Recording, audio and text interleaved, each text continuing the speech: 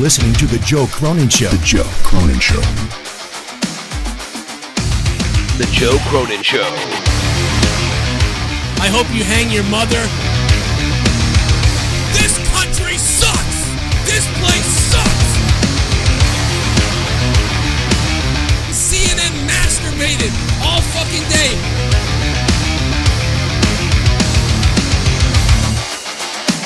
Dude, I will eat your fucking asshole out and then spit it into your mouth, baby bird style.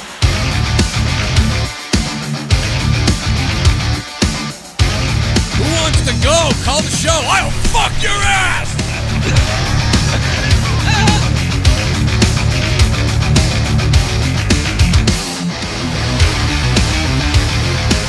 I want to kill myself! If I think it sucks, I tell you! The Joe Cronin Show. Give it a hell yeah! No, Hunter, that is not what I want. I want you with your pants down, one arm tied behind your back, sledgehammer fully looped, and say yes Dave, I'm ready for the Batista bomb. I swear this show stopped trying after RKO means 3/10.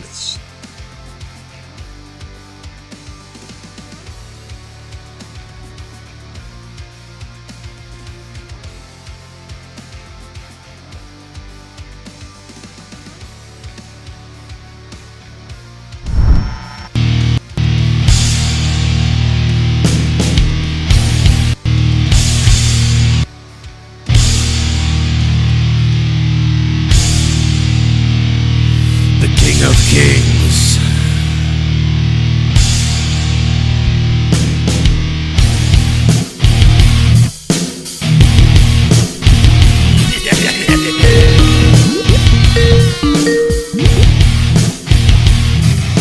It's all about Dave. I really want him. It's all about Dave. I wanna fuck him. It's all about Dave. I wanna suck him. It's all about Dave, and I want to fuck him. I want Dave, I want him to play me. I want to suck him and swallow his veiny cock. My mouth fills with Dave. I want to make Batista my slave. I saw his face and I start to come. Here comes him to suck on my bum. Try to realize what I have to be, but it's 'cause of Dave I'm coming on thee.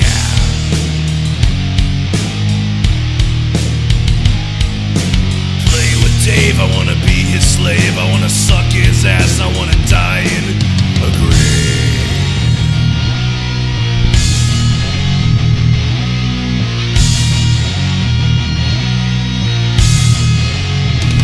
I wanna play with Dave.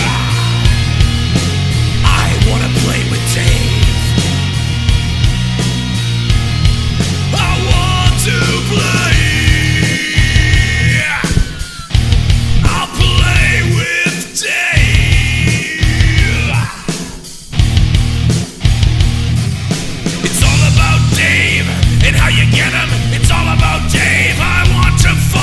It's all about Dave. I want to erect him.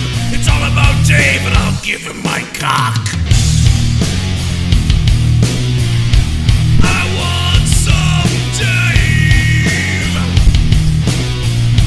I wanna fuck Dave.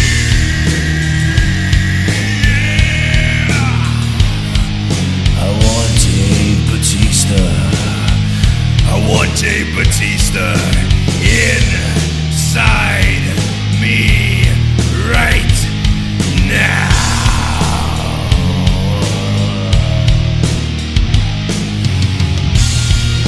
Time to play the Dave.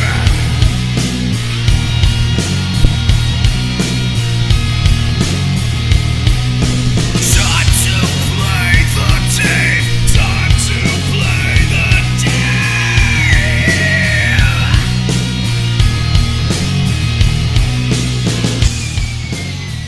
Now I remember a lot of WrestleMania builds.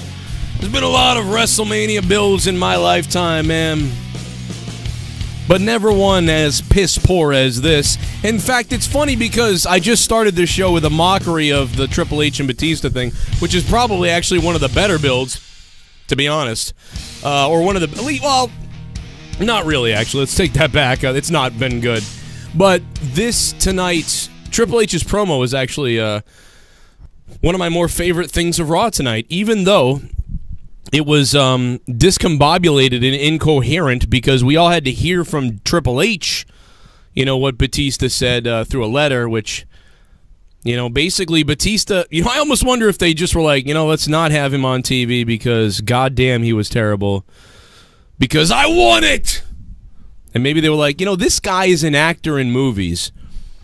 And he couldn't seem to remember what to say the other day and just screamed, I want it over and over again.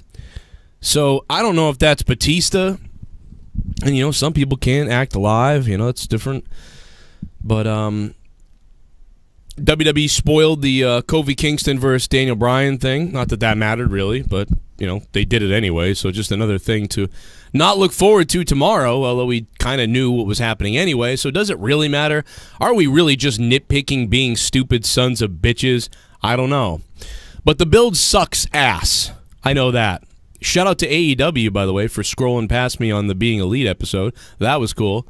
It's too bad you didn't play the video and say that, yes, this indeed is the librarian. Because Cody Rhodes, if your dad was here right now, he would say, Cody, my man, that's the one. Goldust knows that's the one, Cody. Your whole family would know that I am the one, Cody. God damn, do I love me some Dusty Rhodes. I just watched a bunch of Dusty Rhodes. I love Dusty Rhodes. Let me tell you something, Daddy. I'm ready for some Dusty Rhodes tonight. Dusty Rhodes is freaking phenomenal. The Rhodes family is phenomenal, okay? But the Young Bucks, Cody Rhodes, even that drunken idiot Chris Jericho should know that I am the librarian. Now, I know they want to pick some daffy bastard who's about 90 pounds with some glasses on and a suit just so they can make fun of him and make them their version of Tommy NC. I get it. I get what the Elite are doing. I get they want some moron, basically, to be their librarian. I understand that. That's fine. I get that I might be a little too loudmouthed. Not too many librarians wear a backwards hat like me. I get it. I got my hat backwards. Hell, I'm douchey enough. I'm wearing a fucking zip-up sweatshirt with no shirt underneath it. I'm wearing a fucking Pika shell necklace from 1996. But the fact of the matter is, I like the oldies. The oldies are better than the new trends, the new songs, the new movies. It's all so garbage nowadays, isn't it? And most of these 23-year-old meatheads that you've been looking at videos of being the librarian are just douchebags from somewhere in L.A. who never made it in anything else. But here is a true man who went through the library. I remember middle school, 4th and 5th grade, going through the library, learning the Dewey Decimal System, figuring out what was fiction and nonfiction. Half of these stupid idiots don't even understand the difference between fiction and nonfiction, but I do. You don't need some guy sitting back there going, shh. You need someone who's going to scream at someone and grab them, drag them in the library and show them this is a book. Let me show you how to read. Do you read books? I don't think so. I read books. I read books. I read philosophy. I read dictionaries. I read math books with histograms and pictographs and hexagons and polygons. What do you know about Pokemon? You suck! And I'm talking to you, Daffy725, on Twitter, who said, oh, I don't even know why this guy got retweeted. His library video sucks. Let me tell you something, brother. You're about 372 pounds with glasses on, okay? You don't even know what your dick looks like, let alone the fiction section of a library. I am the librarian. Whether you say it or not, it is clear that everybody in this chat knows that at AEW, there is only one librarian, there is only one literate legend, and there is only one man who, after he gets done demolishing his opponents, leaves them a book to read. Bookmarked at my favorite part, so when they wake up after the unconsciousness has finally stopped and ceased and they awaken and they open their eyes, there is a book to read to learn something. and I give them 2 lessons. 1, how to get your ass kicked by the librarian. And 2, you're going to make your brain start to exercise. You're going to get out there and you're going to exercise your brain. You're going to use every part of your brain. You weren't using it in the morning when you woke up and you're like, gee, I think I like to go on Twitter. Let me have a cookie now. Let me have a cookie. And then you drove to your stupid job up the street where you're like some kind of clerk, or you pump gas, or you're stocking shelves somewhere, you work at the 7-Eleven.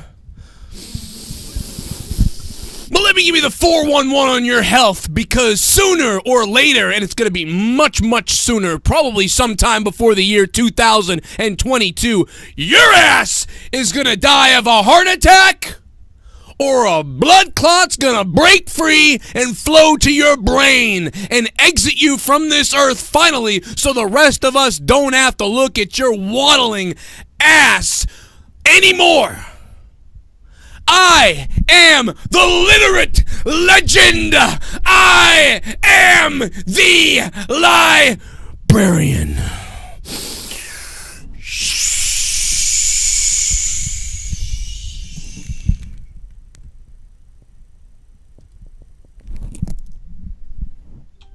Jake, are you ready to do this Raw review or what, bro? I'm pumped up now. Are you ready to read this? a book? Fuck the Raw review. That's how you wake people up after they just watched a fucking sleep fest in Absolutely. Boston. You're in Boston. They killed that crowd. They murdered that audience. They were ready to go. I don't give a shit what anybody says. Oh, they're quiet. They didn't give them shit to cheer for. The Tampa Bay Lightning beat my Boston Bruins tonight. They beat my Boston Bruins tonight. That was better. Watching the Bruins lose was better than Tampa than this show tonight. The loudest chant was, you know, what was it? Fuck the Yankees, I think at one part. Yankees suck. Yankees suck, you know, that was that was the only thing they got passionate about. They were like, baseball, we know baseball. We hate the Yankees. We don't give a shit about SNL. We don't care about these comedians, air quotes, comedians. Well, oh, that's awful. Absolutely awful. I think they I have made no idea why they're bringing in the guest host. I know why they do it, but no matter who they pick, it just always seems to fall flat. They have no idea their audience, it seems like. The Big Show is now Braun Strowman. Yeah. Braun Strowman is now the Big Show. Yeah, he's just you know, a public figure per se. He's going to be the welcome mat for everyone that comes. He's just a spectacle. He's not a wrestler. Braun Strowman. Listen, but I will say, on the flip side of this, I get what they're doing, and I actually think it's okay. But it's just, with everything sucking, this doesn't feel any better, and that's the reason. I get it. And putting the Yankees hat on was a good idea, because what was happening is these guys were getting no reaction. People were just like, what the fuck? By the way, they look like a couple of crackheads. Nobody knows who these guys are from Saturday Night Live. All Saturday Night Live is, to me, is a show where they bash Trump over and over again. I've never seen anything else from it recently that's been good. It's garbage. You know, it's just I think it was South Park or someone like that. They're like they put on SNL and they just go Donald Trump and the audience laughs. And then they look around and they go Donald Trump and the audience just keeps laughing, and that's their whole show. They nailed it. And it doesn't matter whether you love Trump or you hate Trump. The fact of the matter is, when you watch Saturday Night Live, or at least when I started tuning in a few times recently, because I always come back and, I wonder what they're doing over there. It was like, Trump, Trump, Trump, Trump, I'm like, okay, dude, this is just stupid, dude. Like, even George Bush, you didn't need to bash George Bush, because he was just funny as fuck on the mic himself. He'd be like, hey, I'm a dumbass. But, you know, I don't know, did they do this with Obama? No. So these two guys who look like fucking idiots, like, they look like crackheads, dude. Yeah. I thought any minute they were going to start sucking each other off for a fucking crystal. These two guys were not funny, and it was terrible, and it sucked. Braun Strowman is the Big Show. And he's just you know, that like I said, the welcome mat for WWE. And you know what? You know why Saturday Night Live is so political now is because, I hate to get political myself, but Saturday Night Live is so political because basically CNN and MSNBC and all these psychos, they can't reach any audience anymore. So what they do is they put their political programming onto the mainstream comedy shows. Because this way they can still strike out at the Jimmy hearts. Fallon, Stephen Colbert, Jimmy Kimmel, and Saturday Night Live, all the main shows at nighttime what people would watch. Notice how political they are. The reason is because the news stations, they can't get their message about hate the administration. Now, I don't even care. Again, like I'm saying, I'm raising my hand. But they used to parody, like you said with George Bush. They parody Obama, they parody Bush, they parody Bill Clinton. It would be funny because they weren't laughing, per se at him. It was more with him. They were just satiring the situation. Yeah. With Trump, it's meant to demean and be an attack. And I don't like Trump. I'm not a supporter, but even I can realize it's blatantly obvious. It's a full-on attack. But WWE feels like they have to pander and cater to these people in an attempt to bring in the audience that they, garner towards. Problem is that audience is never going to translate to wrestling and vice versa. It doesn't work. It's oil and water. It doesn't mix. What do you think there could be method to the madness, maybe. Do we know the numbers? Does anybody know? We can look them up. Look up the numbers of SNL. What is the rating for SNL? So that's a cross-promotion thing. I get it. It can't hurt them is the point. So we are being critical. It can't hurt them, but it's eye-rolling when you have so many storylines that suck. And I'm sitting here watching, and I'm like, who are these fucking crackheads that they put you on this? Late night talk shows. Article that comes up: SNL in hot water after ratings show Americans are sick of the anti-Trump dialogue. That was the first result. People that hate Trump are sick of it. People that hate Trump are sick of it. The trending tab on YouTube is filled with these guys. Why? Because these corporations pay to get their stuff put everywhere. Because it's not YouTube anymore. By the way, there's a cum stain on my microphone cover. I just noticed that. They get less than WWE. What was that? 1.8 rating. Right, so they're worse. They used to get a 13.5. Yeah. Then it slumped down to a 4.3. Now it's at a 1.8 rating. Wow. In its key demographics of 18 to 49. So Saturday Night Live sucks. And the crossover is probably like USA Network is NBC. So USA Network is NBC. So NBC hey, let's do this thing. It's a 4.6 rating comparatively with WWE. They're probably doing it for free. So they're doing it for free. I wonder because with them being with Fox, I know Universal owns NBC, so it's tricky there. But I wonder how that. God. I guess maybe just until the Fox deal starts in the end of this year, 2019. But as far as wrestling goes, someone said I got Batista's mic. You want it? That was funny. With Triple H saying they didn't give me a wet mic. Do you want it? Can't even spit like you.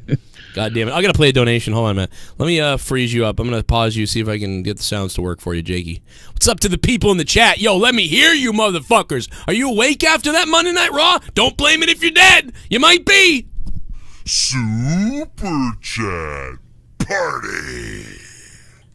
The awkward moment when that guy from Saturday Night Live is the best heel in the company. It's true. Lol. The only part one could sit through, from what I watched. Dickie Noss, that's funny, we were just talking about that. So again, I do want to go back to it. Even though they look like a couple of crackheads, and nobody knows who Saturday Night Live is. Let me just state, I was correct. Nobody knows who this fucking show is, and nobody knows who these two guys are, okay? So let's just get that right out there. I was right about that. But you are correct. They actually had a decent segment because he put the hat on, and it's in Boston. So remember that. It's in Boston. He put a Yankees hat on. That is like the cheapest shit ever, okay? So he's not, but that was one of the best reaction because it's a sports thing, and you know that's always going to happen. You're going to get sports reactions. We get it. But again, nobody else could get that heat. The night tonight was lackluster as shit. And, we're going to start right from the beginning real quick because I'm going to ramble on every fucking thing we heard tonight. We haven't even talked about yet how they spoiled the Kofi Kingston thing. Not that that matters. Again, we all knew what was going to happen, so whatever. It's just another misstep. No Batista. Dude, I'm so angry tonight, I'm holding a fucking microphone. You know it's on. When I'm holding a mic, you know it's on. Like, when I'm holding a mic, you know it's on. All right? That shit that I did at the beginning of the show with fucking Batista, fucking swear to God, dude, I'm going to fucking cut myself. Cut myself. Sucks.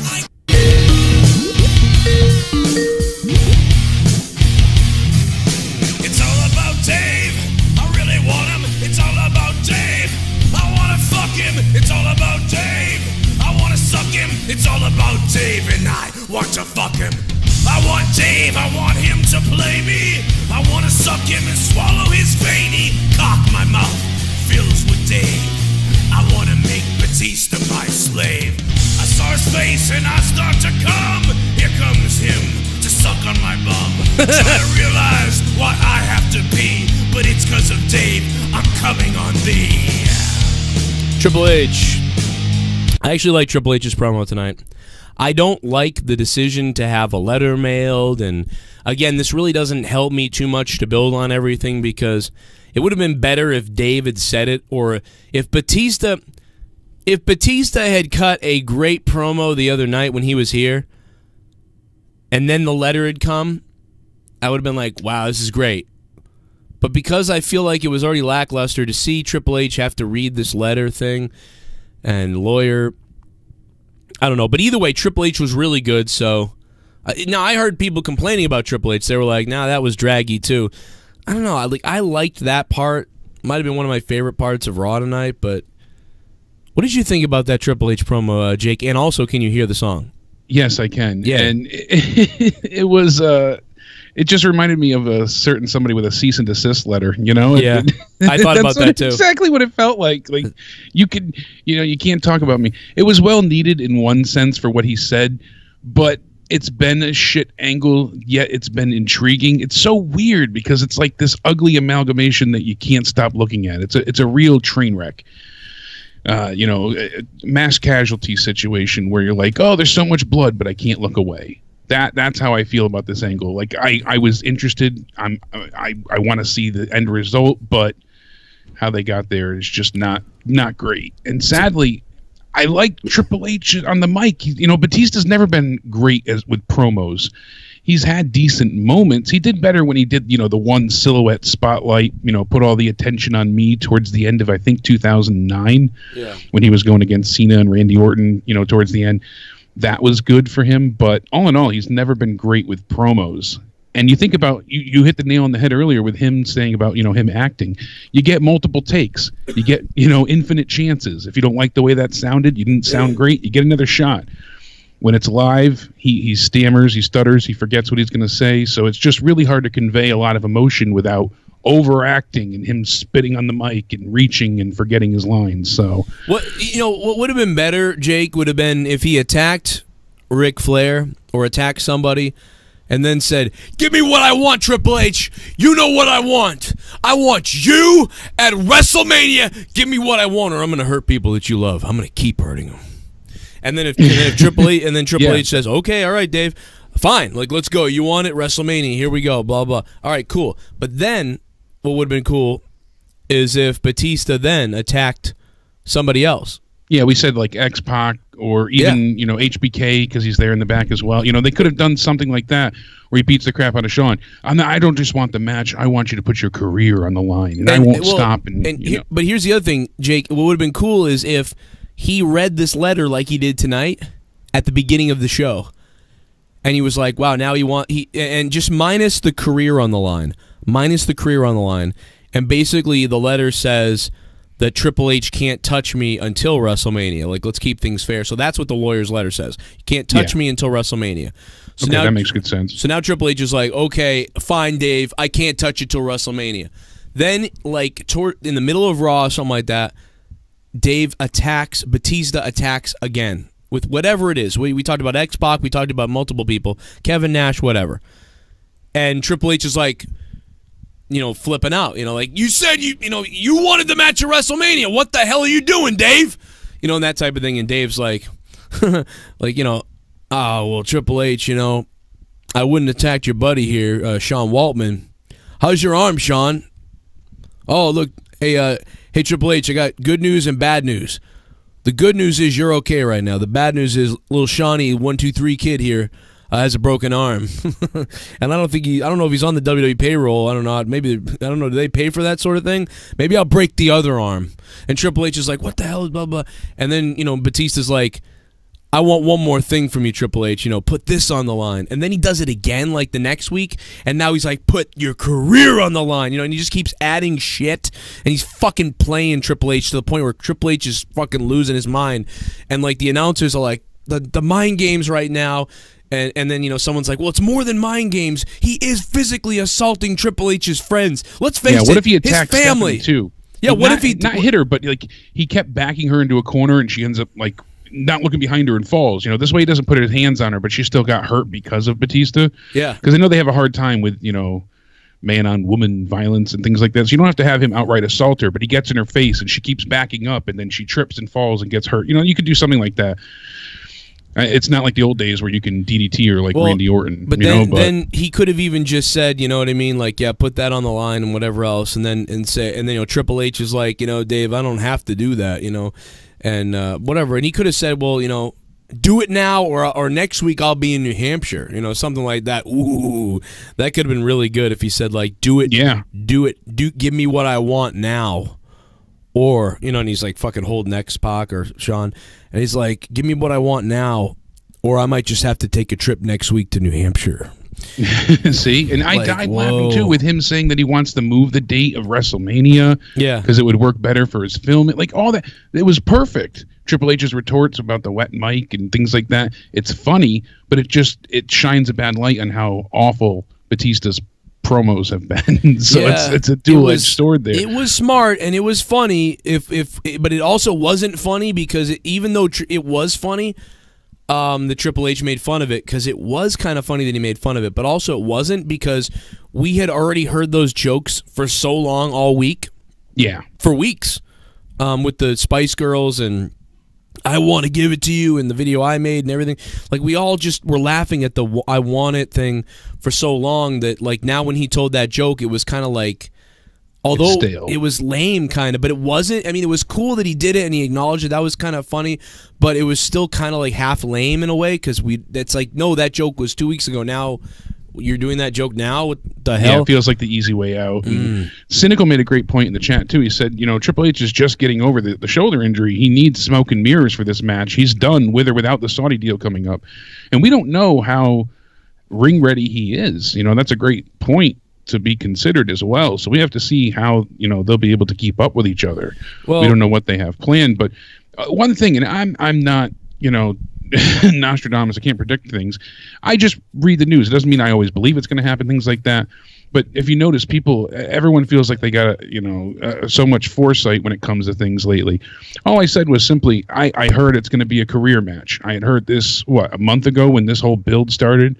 I said, I think the week before that, moment one, I said, I really heard and truly believe that it will be a career match.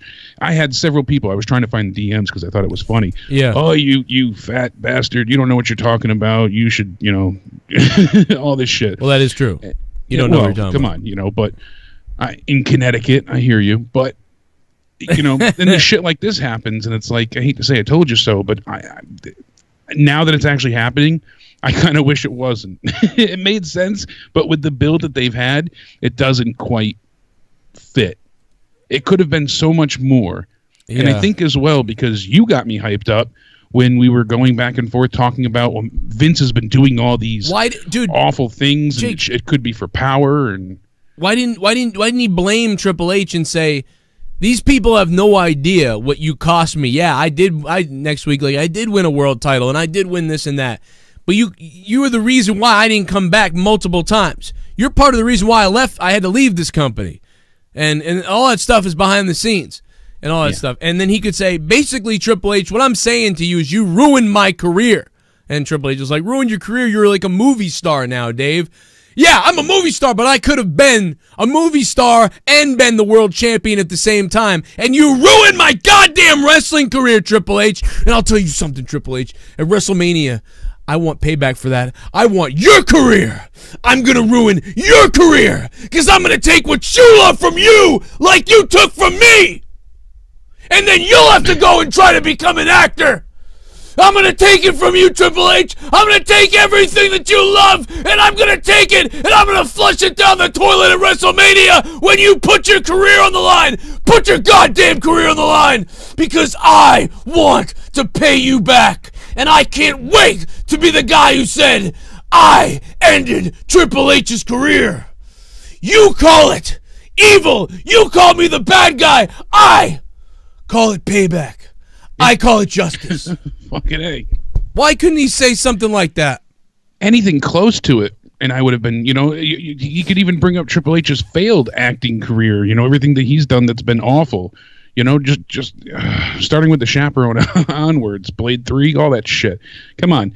But like you said, even just a tenth of what you gave there would have been excellent. And I feel like they took the lazy way out with so many things tonight alone on the road to WrestleMania. That not only does it not feel like WrestleMania, but it feels like we're only leading into a Raw, not even a pay-per-view at this point.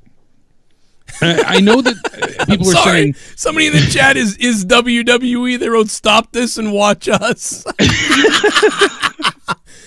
Oh, my God. That's fucking hilarious. All right, Jake, I'm sorry. That's great. I know you're saying like maybe some people are overreaching, overreacting with the Kofi thing, but I don't feel like it is. I feel like that's a huge fucking blunder. And yet again, as you said, one hand not knowing what the other's doing. This is a big deal. Everything that they've done for weeks now, for months even, has been building towards Kofi trying to get to WrestleMania, and then they screw up and just announce it on Instagram. I know it's not. I know we knew it was going to happen. Yes, we know the match is going to be there, but it invalidates every step they've taken so far. What's the point of tuning into SmackDown tomorrow? You had Kofi saying that he was, and Big E, they were considering leaving the company and maybe quitting. This could have been really powerful had they handled it right. Nope, you got your match. We don't even know how he got there, but we know he got the match. It invalidates and nullifies every single step and action they've taken to get there. You had Vince hold him down and screw him over countless times now, and Kofi has prevailed and overcome just about every obstacle imaginable just to go ahead and sign into Instagram. I mean, that's it. It's heartbreaking. There's so many things on this card for WrestleMania that feel that same way. We're getting Finn Balor and Bobby Lashley again? Who wants that? Well, I mean, I told everybody on that one. Yeah, I mean, you said it. You called that. He's going to be the Demon, though. He's going to be the Demon.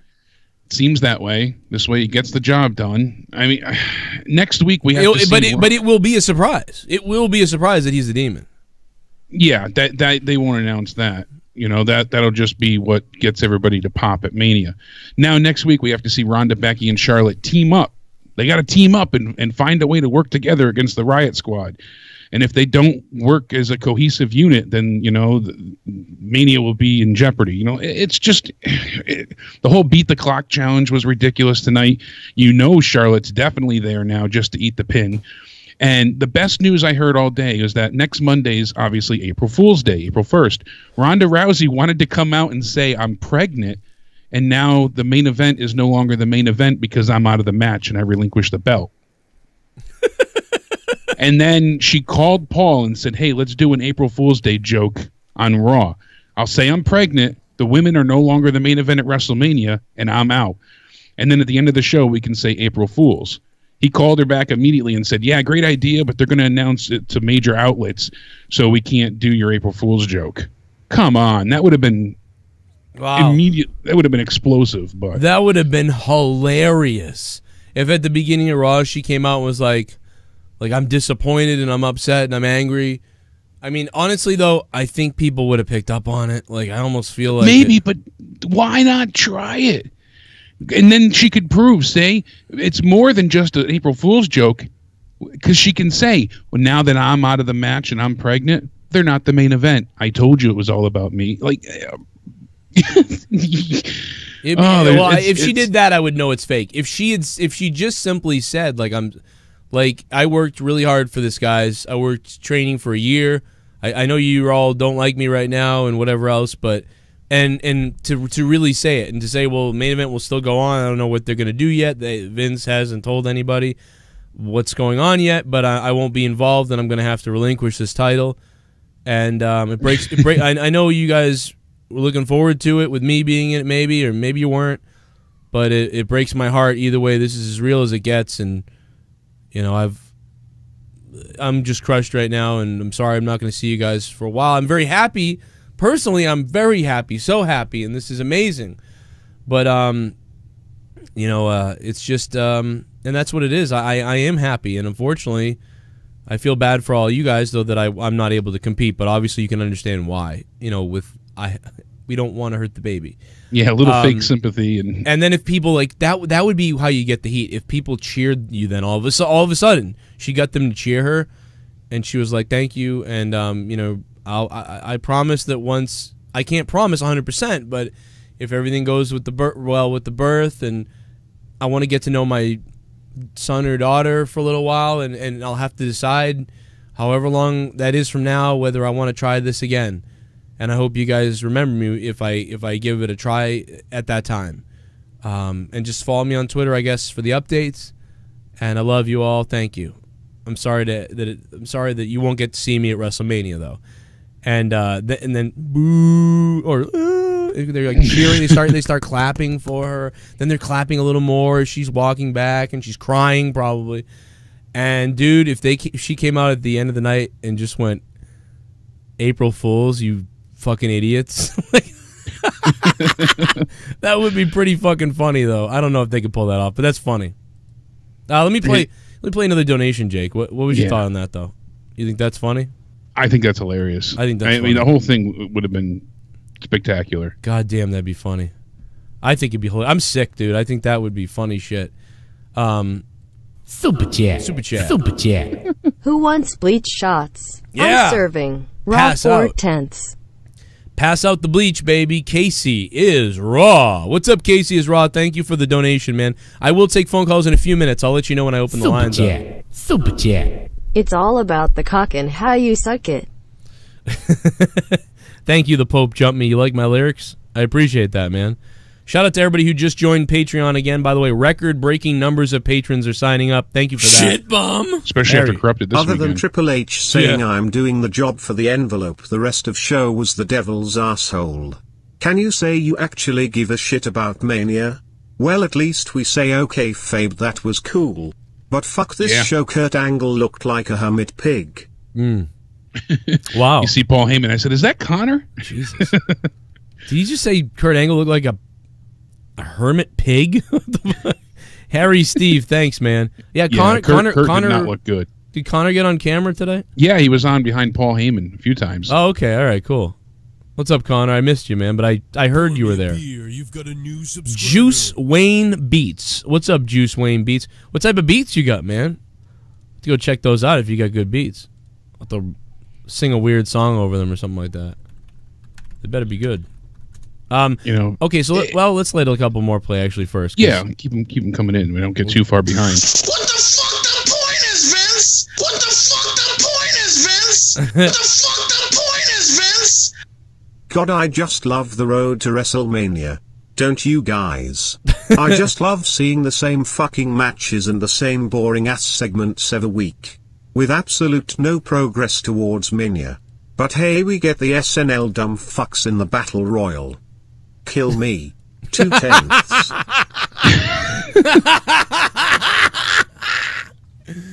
Oh my god, dude, that was read so funny, dude. Kill me. Kill me. Can I even play that back? Dude, that was so fucking funny. But we get the SNL fucks. Kill me. Kill me.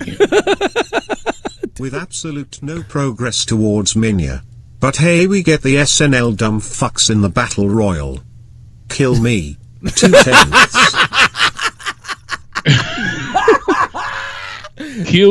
Kill me. There's new advertisements too out for WrestleMania. It says New Jersey welcomes MetLife Stadium WrestleMania, and they no longer have Finn Balor himself. They have the Demon on all of the advertisements. Oh, there you go. Another spoiler for you. Come on, can they not do anything at this point? I was right months ago. Oh no. And the person that originally had let me know that they wanted to do a career match, like 6 weeks ago, had went ahead and also said that the Undertaker wouldn't have a match. It likely that he was going to be interfering at some point or have a moment. I'm imagining that they're right. It wasn't Adam either, and he also said the same thing. So it looks like the Undertaker is just going to be interrupting Elias. Oh God, I was right. You're welcome. You're welcome, Bobby Lashley, Finn Balor, but the Demon. It was the Demon. All right, it's all over MetLife Stadium. Undertaker, dude, is 100% gonna tombstone Elias. They're featuring Elias or somebody. Somebody is coming out to attack Elias. That is 100%. 100%. Undertaker. I mean, I can't imagine him not being at Mania. His contract goes through, and The Rock apparently wasn't able to get some type of We said that weeks ago. Signing. Weeks ago, Undertaker's going to tombstone Elias. Yep, we said that over a month ago. Then I made a joke on Twitter that Undertaker would come out and tombstone Elias. Then Hulk Hogan would come out and drop a boot on him. And then hey, they could do something like that where it's legend after legend. The legends just keep coming out, dude. Like, I was saying that. I was like, dude, if they get... Because they reached out to Austin and they reached out to Sean and a bunch of people. So, dude, it'd be hilarious if... No, a lot of people rolled their eyes. Road Dogg said, give me back my 45 seconds, Joe. Road Dogg made fun of me. Road Dogg finally responded to me and made fun of me. But I said, really? Are you really making fun of me? This is, like, definitely up Vince McMahon's alley. This is definitely a Vince McMahon thing. Yeah, because Vince was, not interested in having, the Sting and Taker match because he's worried that Sting was too old, but he'll definitely do something like this. It's so much so that Sting had to say, I'd come out of retirement to face Undertaker. Yeah. And then they changed Mustafa Ali's name. Now it's just Ali. Which is dumb because Muhammad Ali on Twitter. Ali, to me, it's like, that's Muhammad Ali. When you hear Ali, so the Mustafa was very important in his name, I believe. There's nothing wrong. Dude, and it means the chosen one, so it fits to have Mustafa. He even acknowledged it on Twitter saying that. Yeah, he's like, well, I guess not. Yeah. He's like, Ali is still, blah, blah, blah. Fuck me, I don't want to do this. First of all, can I also say, even though I love Mustafa Ali, can I also say, I don't give a fuck what your name means. My name is Dan or Joe, whatever, my real name. It means it's my name. I don't care what it really means, okay? So Mustafa Ali needs to get over what his stupid fucking name that a million people have, by the way. Muhammad or fucking Mustafa, like tons of people have Mustafa. Tons of people, Mustafa is like, but I'm mad they took away my name because it's Dan and it means Dingleberry on a Sunday night. I don't give a shit what your name means, dude. I don't care what your names mean or both names mean or don't mean. I don't give a shit. Why should anybody care? But here's the other point. They shouldn't have changed it, though. Because why? Why do you do this? Ali is... I don't know. It's just... I just can't, I get it. Yeah, the name association, and it just has a very, not generic sound, but it's unfulfilling in a sense. I get your point. Who's the other people they've done this to recently? Besides Apollo Crews is Apollo Crews again. You notice that? Yeah, they've kind of reverted on that. I mean, time and time again, they've done it with so many people, and it's just he likes to shorten things. Didn't that guy Crews shot people up, and then they changed Apollo? They took away. They said it wasn't related, but it was. Now it's back to Apollo Crews. Yeah, it's just weird. Who's the other one they did it with? Somebody else. Oh, it was Andrade, Cien Almas. Yeah, Andrade most recently. So TJ it's Perkins. Yeah, they've done it. It's all minorities. Cesaro. Is it all minorities? No, yeah, Cesaro was. What was his? Now I don't even remember his full name. Antonio, right? Antonio Cesaro. Yeah. I mean, it worked Rusev out. Rusev was what? Alexander Rusev, wasn't it? When you think about it, it did work out. Cesaro is easier.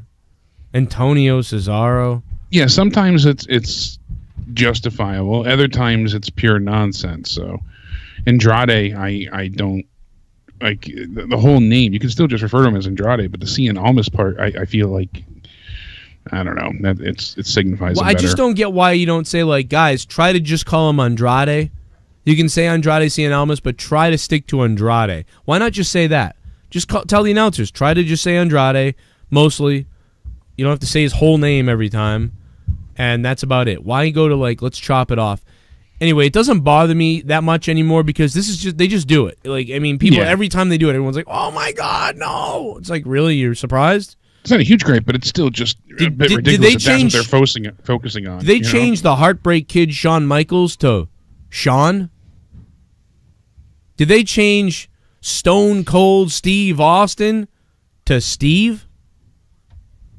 Did they change Hulk Hogan to Hulk? Or just Hogan? Did they change the Macho Man Randy Savage to Macho Man Savage? Might be a minority thing. I don't know. Antonio, Cesaro. That's too much, guys. If it's not a white Christian name, we can't do more than one. We can't do more than one name. I mean, I don't know. Like, what? Why? Why? Bret the Hitman Hart. Why not? Bret. Just Bret. Just make him. He's Bret. He ain't Bret the Hitman Hart. Chad. He's Bret. He's not Mustafa Ali. He's Ali. Yeah. You figure Mustafa would be the name to keep, not Ali. You know what, Vince? You know what you can call me, Vince? Don't call me Joe Cronin, Vince. You can call me Suck My Fucking Raging Boner, Vince! So you can call me, you fucking idiot. Fucking, why don't you worry about the WrestleMania build? Why don't you worry about this stupid shit that's going on left and right, or your pathetic WrestleMania build? Why don't you worry about that? Why don't you worry about why this sucks? Why don't you worry about why I almost fell asleep tonight watching in Boston Raw? The fucking crowd almost fell asleep tonight. And they were in Boston. They were hyped at the beginning. And they went, this is what we're getting. Oh, I'm from Dorchester. Oh. Like, dude, I mean, really. Come on, why don't you worry about that instead of taking away a guy's fucking name every second? No, I gotta change him, make him Ali, you know? Hey, maybe you should have said that the second that he came up. You ever think of that, you fucking lazy fucks? You ever think you wanted this? Why not do it when you do the call up? Hey, put him out there. We're gonna put him out there and bring him out. And I like this guy. Go ahead. Who you got? Triple H. Oh, we got Mustafa Ali. All right, Mustafa Ali going out there. Well, maybe just Mustafa. Maybe just Ali. Maybe Mustafa Ali's too much. You know, maybe don't let like a fucking 2 years go by. 2 years? Oh no! All of a sudden, I just you. Oh, by the way, Vince, you're no longer called Vince McMahon. Did you know that, Vince? We're just gonna call you Vince. We're gonna call you Vince. Drop the McMahon. You're just Vince. How about that? Call him V. He really likes to shorten it up. God damn it! We're calling you V for vagina. Okay. His ego knows no bounds either, as you know, because I guess a lot of people seem to think that the G1 Supercard being at Madison Square Garden was the last straw. Yeah. And a lot of places are reporting that WWE is strong-arming areas down in Tampa to prevent WrestleCon and Indies shows from running at major buildings that are state-owned. And where any major chains, they've got agreements to keep WWE like purely exclusive for WrestleMania next year. What? So any building that was going to host either, WrestleCon or any type of indie wrestling show, if WWE has any affiliation with them whatsoever, they're strong-arming them into canceling the shows. Cancel the show? They want to be the only ones, in town. So wow. That's crazy. That's like the time that I banned everybody who took Jesse J on their shit. No, it's fucked up, dude. That's fucked up. That's. I mean, I get it, but it's fucking weird. It's just this is not good, man. This is not. By the way, I don't care about the women main eventing. I saw people complaining about that. That is not my problem at all. Last year, dude. Last year, these fucking fans booed Brock Lesnar and Roman Reigns. So the main event was a farce. I'm not worried that the women is a main event. That does not bother me whatsoever. Excluding women. Daniel Bryan can in WrestleMania that year 30. Can you recall at least in the last 10 years a WrestleMania where you had a main event? That was worthy of being the main event. Well, I mean, from 27 on, I can't recall one. Lesnar and Reigns at 31 was okay because of the excitement of what happened with Rollins. If it wasn't, and also the match. The match was getting pretty good by the end, but again, it didn't feel like a wrestling match. It felt like some kind of fight. Yeah, and it still didn't feel like true main event worthy to me. Yeah, Rollins made it exciting with the cash in, but as far as the card slot goes, this one at least fits to some extent. It's lost some of the luster, but there's still a good amount of interest. I can't believe that everybody. Some people are saying they're just getting in here. Man, you missed all my rants. All right, let's go to the beginning of Raw real quick, and let's go through this real quick. Like, let's just run this down for me. Ronda comes out. They have her promo was odd because she had to keep dropping the mic. I understand what they were going for, but that was weird. I didn't care for that. It was really weird. I have only one thing to say, and she did that 3-4 times. So it's the way she did it. It didn't work out for her. Yeah. Yeah. Becky sounded really good on the mic, though. I liked what she had to say. You know, when the man comes around, that worked. I didn't like Becky because she did it. She does all this weird gyrations that irritate the fuck out of me. When the man comes around, she does. She makes these weird fucking, like, I was just like, ugh. That whole thing I hated. I did not, nope, the women didn't do it for me tonight. Awful. Yeah. Becky makes Beat the Clock challenge was a waste. You know, minute 25 and it just ticked down. Charlotte lost. Oh my God, Jake, this sucked ass. But dude, next week, I know they have to team together, and if they attack each other, they lose their spot in the main event of WrestleMania. You know, they're in that match. I just got done saying last week before. I cannot stand when they make opponents team up together. It's the biggest farce there is, and you have to make everybody work together for why? What is the need? Samoa! What do we get out of this? What is the benefit? What is the interest? I can't find anything worthwhile about making them team together.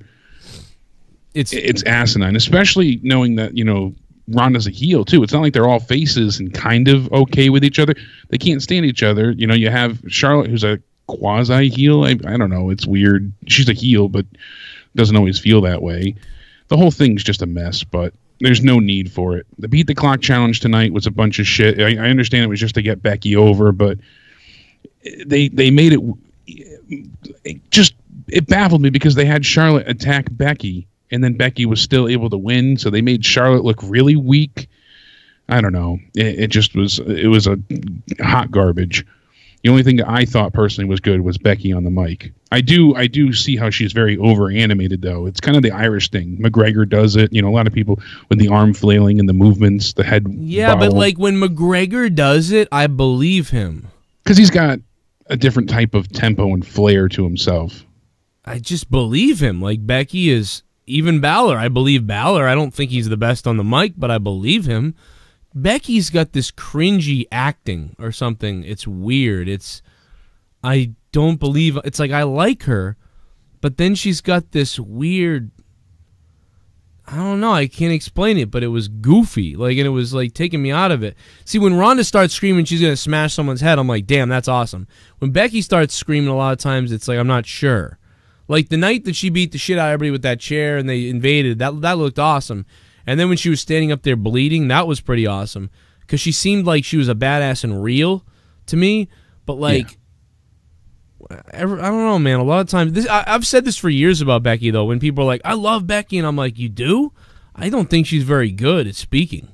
But, you know, so tonight was a fail for her to me on the mic. It was just very weird. Oh, I'm the man now. And she's fucking, like, gyrating weird. It was just weird. Yeah, nothing about the women. You know, Charlotte looked hot tonight. I can't believe it, but she looked pretty hot to me. I don't know what it was. She looks different lately. She doesn't look like Charlotte, even more so.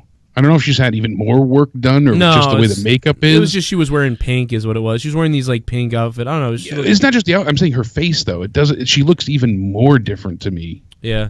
Well, it's just. I mean, you know, it's not something I've noticed the past 2 weeks. It's not supposed to be a fucking beauty contest. I mean, no. It's just that she doesn't look like what she I just had to did say to me previously. I just had to say it, man. She's looked hot tonight. Because I don't always think that but she's hot tonight, man. Ric Flair looked hot tonight too in his fucking little commercial he did. How about that?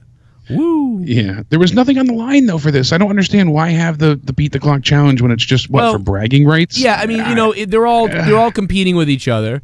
And they're going to WrestleMania. I get it. Like, they are. They're competing. It's a bragging rights thing. And, you know, that's, you know, but you're going to get that next week, too. You're going to get them all coming in to show off, like, looking at the other two girls and then putting the finisher on somebody. And then, maybe that's why I'm so down on it, too, walking because over we're getting and it again them next week. Yeah, somebody's going to tag out, like come over and slap the girl in the face to tag out or whatever. Like, and then she'll come in and do her move on the girl. It's just bullshit. Yeah, once the match is over, then I imagine they're going to beat the hell out of each other because then it won't matter. So, and then we move on. We got Finn Balor taking on Bobby Lashley and Jinder Mahal handicap match. This was a waste as well. You know, real silly. They should have had easy pickings, but Mahal becomes the downfall. And now Finn gets a title shot at WrestleMania for the IC title. So I thought it was decently done. I didn't care that much, but it was decently done. This one really wasn't a thumbs down or a thumbs up for me. It was just like an equal sign. It was like, okay, I got there. All right. See, I am thumbs down on it because I want to be invested in what Finn Balor is doing. I enjoy him, and I just can't be. This feud has been going on for so long now. The tank has been empty for months at this point, it feels like. What should have happened is... It's been on life support, so... He should have never won the belt, and Lashley should have defeated him twice already because of Lio Rush or something like that.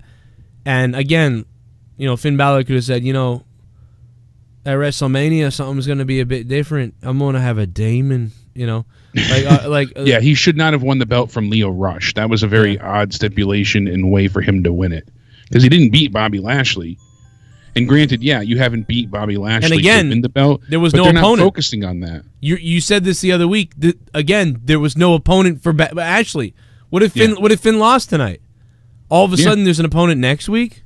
The last week until Mania? The last week, you're not going to have any type of other build. Dude, these people are fucking horrible. They should have they should have said that tonight there's going to be a 10-man battle royal for the Intercontinental Championship. And, Finn Balor's in it only if he beats Lashley in this match. And then, he beats him. Or they don't have this match and they just have a 10-man battle. And they could have even cooled off the rivalry for a little while. I don't know, whatever. I mean, maybe it would have been better that way, had them apart, and then I never did get the IC title, something. So at least you're not seeing him again versus Lashley again. It's like, you need to figure out ways to get these guys to compete without having them wrestling each other every fucking week. It's enraging. By the time they wrestle at Mania, it's like, here they are again. Oh, look at that. Now not only have we gotten he'll be it the demon on Raw, so we've it's gotten different. it at every pay-per-view. What was that? We've gotten it at every pay-per-view and every Raw as well. Right. So it's not like they've only fought each other at the pay-per-views. We've had title matches at Raw after Raw after Raw, so it's been defended multiple times against the same opponent. There's been no break. They haven't fought anybody else. I don't know. So then we go into the Revival, the Raw Tag Champs taking on Ricochet, Aleister Black. Decent match, but the Revival, they lose again here, and obviously they still don't have a match set for Mania. This is building towards the Mania match. I'm sure, we're going to see this turn into, because they announced at the end, the Revival lost, but still your WWE Tag Team Champions. The Revival have lost so many times now, though, that it's hard to feel like, this is going to be a challenge for Ricochet and Aleister. They'll get the match at Mania, but it feels just like a barely an obstacle for them to conquer. I feel like they're going to lose. The Revival will remain Tag Team Champions at Mania, perhaps, and it will be they'll cheat or something. Like it'll hopefully be a great match, hopefully, and then hopefully towards the end of it, whether it's a guy grabs a rope, holds onto the rope, somebody slips somebody, knucks or something, and that will help solidify the Revival as a heel team. And also, it's built up these other guys, and then they didn't lose. It's going to be a dead ending, at WrestleMania after a good match. I would think that that's what they would do. Now, I don't think they want these two as tag champs. It's just something for them to do right now. Look at what they wrote on Twitter. Now the Revival's always writing, dreams become true and then turn into nightmares, I guess. We're the champions, ? All the weird stuff that they're writing about this sucks. They're the champions in WWE, and they're on Twitter, writing about how this sucks. They've done it every second. It's like they're crapping all over this. So you wonder if they're being held hostage, and they really don't want to be here. And that's bizarre. But that's happened. So maybe nothing. Maybe nothing happens, and, I don't know what they're going to do. Super Chat Party. Robbie Hyde, what's up for the $1.99? Was hoping for Demon Tease at least. Boring 4/10. Robbie, I told you a little while ago, man, I really believe they will not mention the demon. It will be a quote-unquote or something surprise. It'll be a surprise that the demon is at WrestleMania, despite being all over the trucks and stuff like that. And I know they use him to advertise for other shows. They've done it for other things, but they removed Finn Balor as just Finn Balor and replaced it with the Demon, which I find odd. It is odd, but I think that Vince really sees it as that special. Vince sees the Demon like a special attraction. Yeah. It's lackluster. Damn it. My name is Kane and I'm donating. My God, Kane! My God, Kane! My face is fucking melting off! Lackluster show, lackluster build, lackluster wrestling, lackluster spicy mustard, lackluster ball sack, lackluster come out of her fucking eyeballs, lackluster, lackluster. Lackluster fedora, lackluster penis size. Oh my Alright, God. Joe, I'm gonna call it a night. Jesus Christ. Thank you, Tommy. I appreciate that. Go sit on a dildo. All right, I will. Lackluster NC 2010. Thank you for the donation and keeping the shows alive, man. All the donation links and amounts and special donations are linked in the description box below. Just expand the description box and read everything below. War was not good at all tonight. Wow. The biggest show of the year is less than 2 weeks away, and this is the crap they give us. Also, it is sad watching Kurt Angle. It's like watching Randy the Ram Robinson in that final scene of the movie The Wrestler. But Off over the top and rope over. and curtains. Yeah. But it keeps happening over and over again. It's like we're living deja vu. I love you, Kurt, man, but yeah, he needs to. He knows it. That's why he's retiring. He knows. Here we go, about to get it, man. Here we go. Here we go. Here we go. Okay, Fabe. Oh no! How about that weird guy in the crowd during the Heyman promo? Lol. Yeah, I jerked off to you. I whacked off to Connor in the crowd tonight. I saw Drew McIntyre in the crowd. It was weird. Yeah, dude, who's that guy that jumped in the ring in place of you? What the fuck was that about? What the hell, Jake? You smoking crack? Always. Keeps me going. Jesus Christ, that can't be good for you. It's crack does a body good. That just can't be good for you, man. I can't really be just water vapor. I think you're dying. It's better than bananas. Yeah. Oh, yeah, it's Can't really have better. fruit. Okay, Fabe, thanks, man. I'm glad you had fun there. Oh, hopefully you had a good night. Now get a front row ticket to fucking out of nowhere this Wednesday. Fuck. That's what you need. Batista should interrupt the DX Hoff ceremony. Brain left finger. Man, look at that. Imagine that. Imagine if he interrupted the Now DX Hall of that's Fame smart. ceremony. And then on top of that, that was when he grabbed fucking X-Pac or somebody and he was going to hurl them off the fucking stage. And he said, put your career on the line. That was what, or yeah, all kinds of ideas they could have done. All kinds of shit. I don't know. I'd go for that. That would be fun. Think about it. All Yeah. the possibilities. Batista just ruining shop at the end of the Hall of Fame. Comes out of nowhere. Shit bum. Wrecking house. Hello, I'm Bullet Smith. I have been wrestling for 12 years, known all over the world wide. I have had countless 5-star matches and been praised for my promo work. I have since signed with WWE and the white man has decided to change my name to Smith. Bullet Smith becomes Smith. That's what would happen, man. I'm telling you, it's if it's not a Christian name, you can't have more than one. If it ain't, you know what I'm saying? Like it's, I don't know, dude. It's Smith. But then again, Samoa Joe, he's allowed to be Samoa Joe. But we Not for long. we also know how much Vince loves Samoans.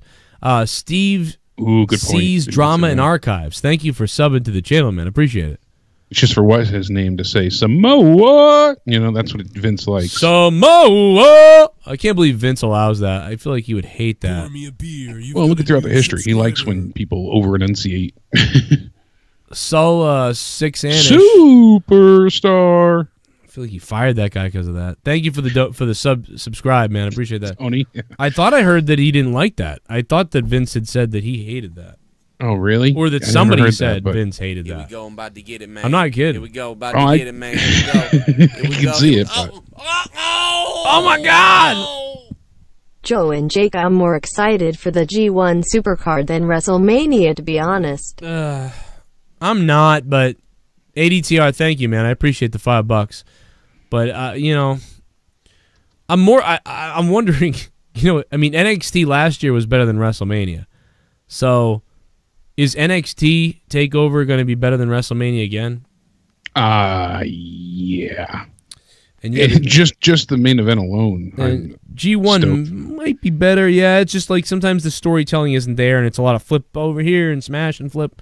Well, the IWGP Heavyweight is, obviously Jay White against Okada. That'll be worth it. Probably, yeah. I wish my will to live is as strong as Nia Jax's knees are holding up that 300 pounds of semi-solid diarrhea.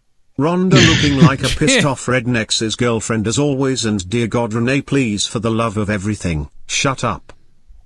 Renee Young sucks on commentary.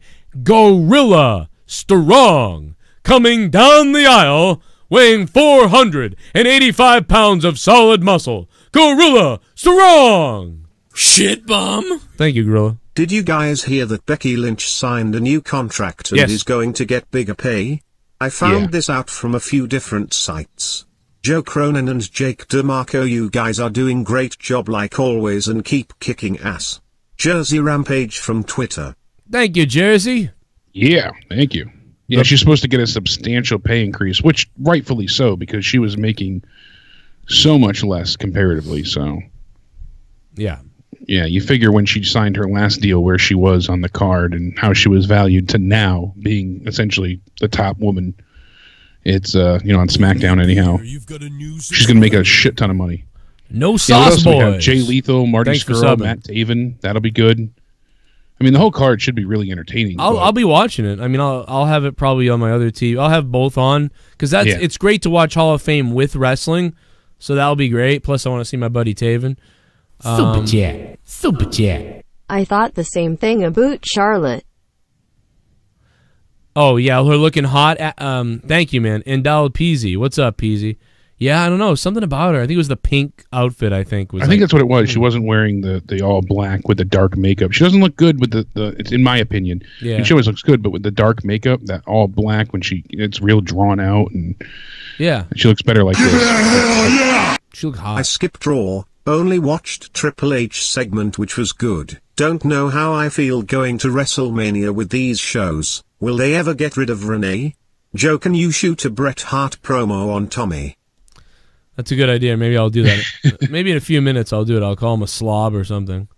We should call... Oh my God, let's call Tommy. Oh, you think he's fucking... You think he'll answer? Let's fucking I'm sure he'll answer. I'm sure he'll answer. I'm positive. It's so fucked up. But funny and true. Oh, let's call him here. He says he's not there, though. Let's see.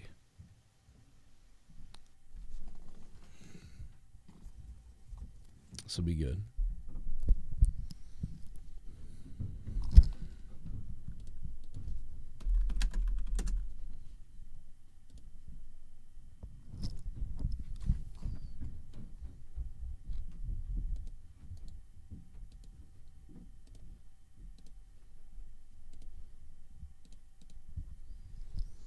Still calling him. Hold on a minute. Hold on a second. Hey, Tommy. Call me on Skype. All right, let's see if he does it.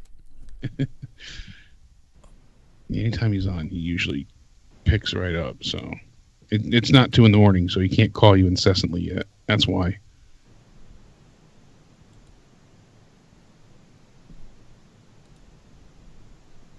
Yeah, Rob. Dun. What's going on? Is he on the phone yet? Did you put him on the phone yet? Ask and you shall receive. Tommy. What's up? We got someone that wants to speak to you.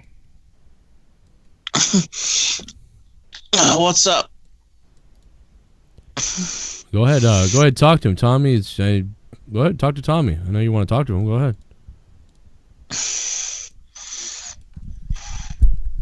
Tommy, did you watch Raw? Is he on the phone? Is he on the damn phone yet? Oh, sorry, Tommy. Our guest is here.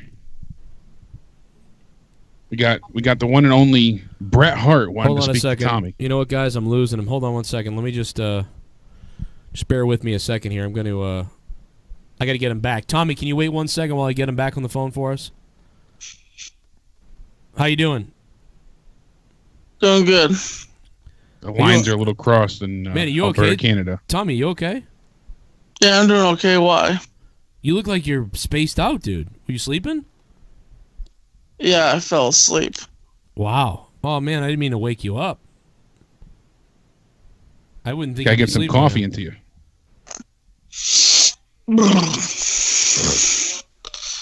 The night is young and you're still beautiful. I just wouldn't have thought you've been. I wouldn't have thought you've been sleeping right now. That's the only problem. Sorry about that. Trying to get this guy back. So you obviously missed Rob. Did Rob put you to sleep? Is that why you're sleeping?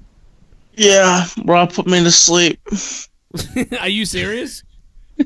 Yes. It's the best lullaby. Oh my god, dude, that is so funny, but yet so predictable. Did you catch any of Raw, Tommy? Bits and pieces of it. Little bits. Trying to get him back on the you phone. really didn't miss much, unfortunately. When did you fall asleep during Raw tonight? I definitely saw like Ronda Rousey look like an angry beaver coming out. What the fuck? You're not wrong. Angry beaver, Tommy? She came out like a social justice warrior saying, "We have the main event at Monday at WrestleMania. The women. We have the main event." Wow. She sounded like a social justice warrior to you? Yeah. Wow, that's crazy. Hang on a minute. I'm trying to connect everybody together, and it's just so hard. Skype doesn't like to play ball. Did you see anything else from tonight, Tommy?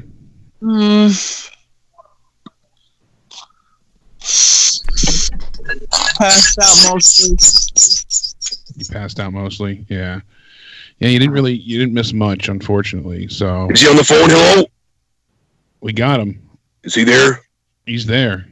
Is Tommy there? Tommy. Hello? Yeah. Tommy, do you know who this is right now on the phone? This is Bret the Hitman Hart. And one of the things I can say that up here in Canada, you know, we actually have athletic programs. When our kids graduate from school, they actually pass because they know how to read, they know how to do math equations, and they don't turn out to be fat, disgusting slobs like all you Americans. And quite frankly, Tommy, you're a pro example of why America is going down the toilet.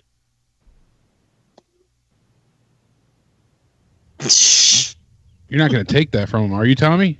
I know who that is. It's just Joe Cronin. It's Mr. Bret Hart talking to Bret you. the He called Hitman in. Hart. You know, my brother Owen was alive. I'm embarrassed that you're alive. You're able to be there and be a glutton. You sit down at the dinner table and you eat and you stuff your face. You stuff your damn face. Meanwhile, my brother Owen isn't here. One thing I'll never understand is why Americans like you, scumbags like you, continue to live every day. I walk past people like you in America all the time. My brother Owen isn't here, but I have to look at your disgusting fat ass every single day. You're disgusting. Mr. Hart, that's a bit extreme calling Tommy a disgusting fat ass. Well, you know, Jake, maybe you should just shut your mouth too, because I really don't think you have room to talk. I think you really should shut up. And you're an example of why healthcare in America is garbage as well. You see, here in Canada, we take care of our people. We don't just take it up the ass like all you Americans do, because that's what you do. You know, every single day you go to your jobs, you hand over half your paychecks to a corrupt government. We actually have a prime minister that gives a damn about us. And I'll tell you something, Tommy, if my doctor would allow it, I would love to step in the ring with you at the WrestleMania or at the SummerSlam or at the Survivor Series or wherever it is, and I would love to put you in the sharpshooter and make your fat ass tap out. Look at that. He's really angry with you, Tommy. What did you do to anger him so badly? Tommy, I'm starting to believe you didn't even get a diploma. Oh, I got a diploma. I got a diploma. Show it to me. Because the excellence of execution has multiple diplomas. I don't have it here with me right now. It's somewhere else. That's typical. That's typical, Tommy. Very typical. Typical of American. You know, when I grew up and I was a kid, my dad, he hung his accomplishments up in his office and displayed them proudly. But in America, the only thing you guys are happy to display is some kind of food spread or catering or a damn YouTube button that's standing up there on your wall right now that Joe Cronin got for you. But yeah, you actually graduated high school. You don't hang that up on the wall, do you? Because your morals and your values are all out of whack, Tommy. That's the bottom line. That's the reason why your country's going down the garbage chute. And that's the reason why you're attracted to gigantic women who drag their kids around the country, around dangerous streets. I guess that's why you lost one of your sons to one of the biggest wrestling companies in the world, because you trained him poorly, and then he fell from the rafters and cracked his skull open and ended up dying. Son of a bitch! Because you're poor fathering. If you trained him a little bit better, he might be still alive today. You're a fat fucking idiot! That's Tell him, Tommy, he should have been training for curling or hockey. He shouldn't have become a wrestler. You'll be lucky if I don't impregnate Debe and name her Tommy. Tell him the only thing he can impregnate is a batch of poutine. Let me tell you this. Let me tell you this, you bastard. Let me tell you this. You in a way piece of garbage who tracked his poor real parents down who never wanted a damn thing to do with him. You listen to this, Tommy. You ever mention my brother Owen again? And I swear to God, I will fly down to America. And I will fly to North Carolina because I have hookups in North Carolina with the Hardy Boys. I will find out where you live. I will come to Black Mountain. I'll go to every single Wendy's, and I'll go to every single McDonald's until I find out where you actually work, Tommy. Not only will I put you in the sharpshooter, but I'm going to put you in the damn hospital as well because I am the best there is, the best there was, and the best there ever will be. Tommy, tell him you're not going to tolerate this shit from somebody up there in the 51st state. You know, not only does his beer suck, but you're going to show him what you're all about, eh? I mean, the fact that Tommy, why did you mention Owen Hart? Like, what the hell was that about? He was talking shit to me, so I talked shit back to him. But you said his son. That's his brother. Would you really have attacked a man's son like that? I mean, my bad. I got confused. My bad. But it's even worse. You thought that Owen Hart was in 1998. Owen Hart was Bret's son. I thought. Okay. I got the two confused. There isn't any two because he doesn't have a son that wrestles. That I know. He could have brought that up too when he was still on the phone. He could have said you couldn't even produce a son that could wrestle. That was very strange, man. Yeah, I mean, you could have said that. You could have been like, you don't even have. Well, he does. He has, Blade is one of his kids is Blade. You should have said you named your kid after a steak knife. That would have been funny. God damn, Tommy, that was some evil shit, dude. We were right earlier with Dave Rose. You are a fucking psycho, dude. I'm not a psycho. What did we call you? You went right for the jugular there. What did we call you earlier? What did we call him earlier? Not a Satanist. We called him a masochist? Sadomasochist? You are. You're sick. Somebody will make a joke, and Tommy's got to go through the jugular. All right, Tommy. I'll let you go, man. But you proved the point tonight, Tommy, by saying that you fell asleep during during Beaver's speech or whatever you called her. So, you got it. I think most people fell asleep, almost. The angry SJW Beaver. Is that what you called it? It's awesome. Tommy, anything you want to say before I let you go, or? You're watching the Joe Cronin Show, where you get the reviews first before anybody else gives you the reviews. Give him a like, stick the thumb straight up his ass. I'm Tommy NC 2010, and I'm keeping you on the inside fact. All right, Tommy. Thank you. Here we go. Thank you, Tommy. It's been a while since I told people to stick the thumb up my ass, but you know what? Stick the thumb up my ass. Go ahead and do it. When the way up. They ever take the like button away and the thumbs, then that's never going to work again. Think about how that used to be a staple of yours, with the condoms for the thumbs and yeah, that was great, man. All those logos, yeah. Isaac Rojas before he gave my job away to JD. That's Super it. chat. Super chat. Waiting for now I Slipknot can hear album to sounds. be released. Waiting for Slipknot album to be released. Well, we're waiting to find out who the members of Slipknot are because they're all having fights really, because over there. you guys are making money off my money. Thanks for the donation, man. Who was that? Kevin. My name is Kane. Kevinian James. Thanks, Kevinian James.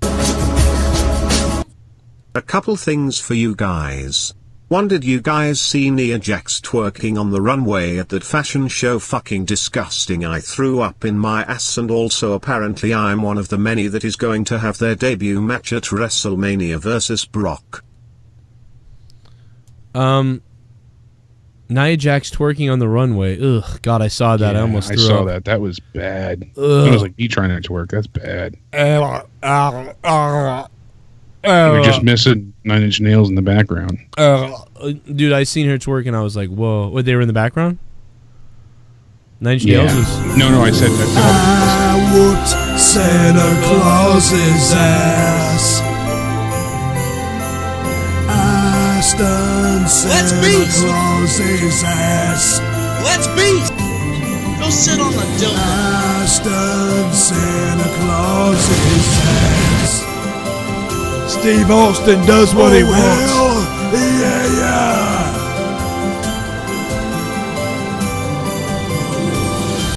Hip hip cheerio bitches. Congratulations, Vince. Congratulations. I never thought it was possible, but you are doing a good job of making Raw in 2019 worse than last year. Keep it up, you senile son of a bitch. Man of 1,005 holds.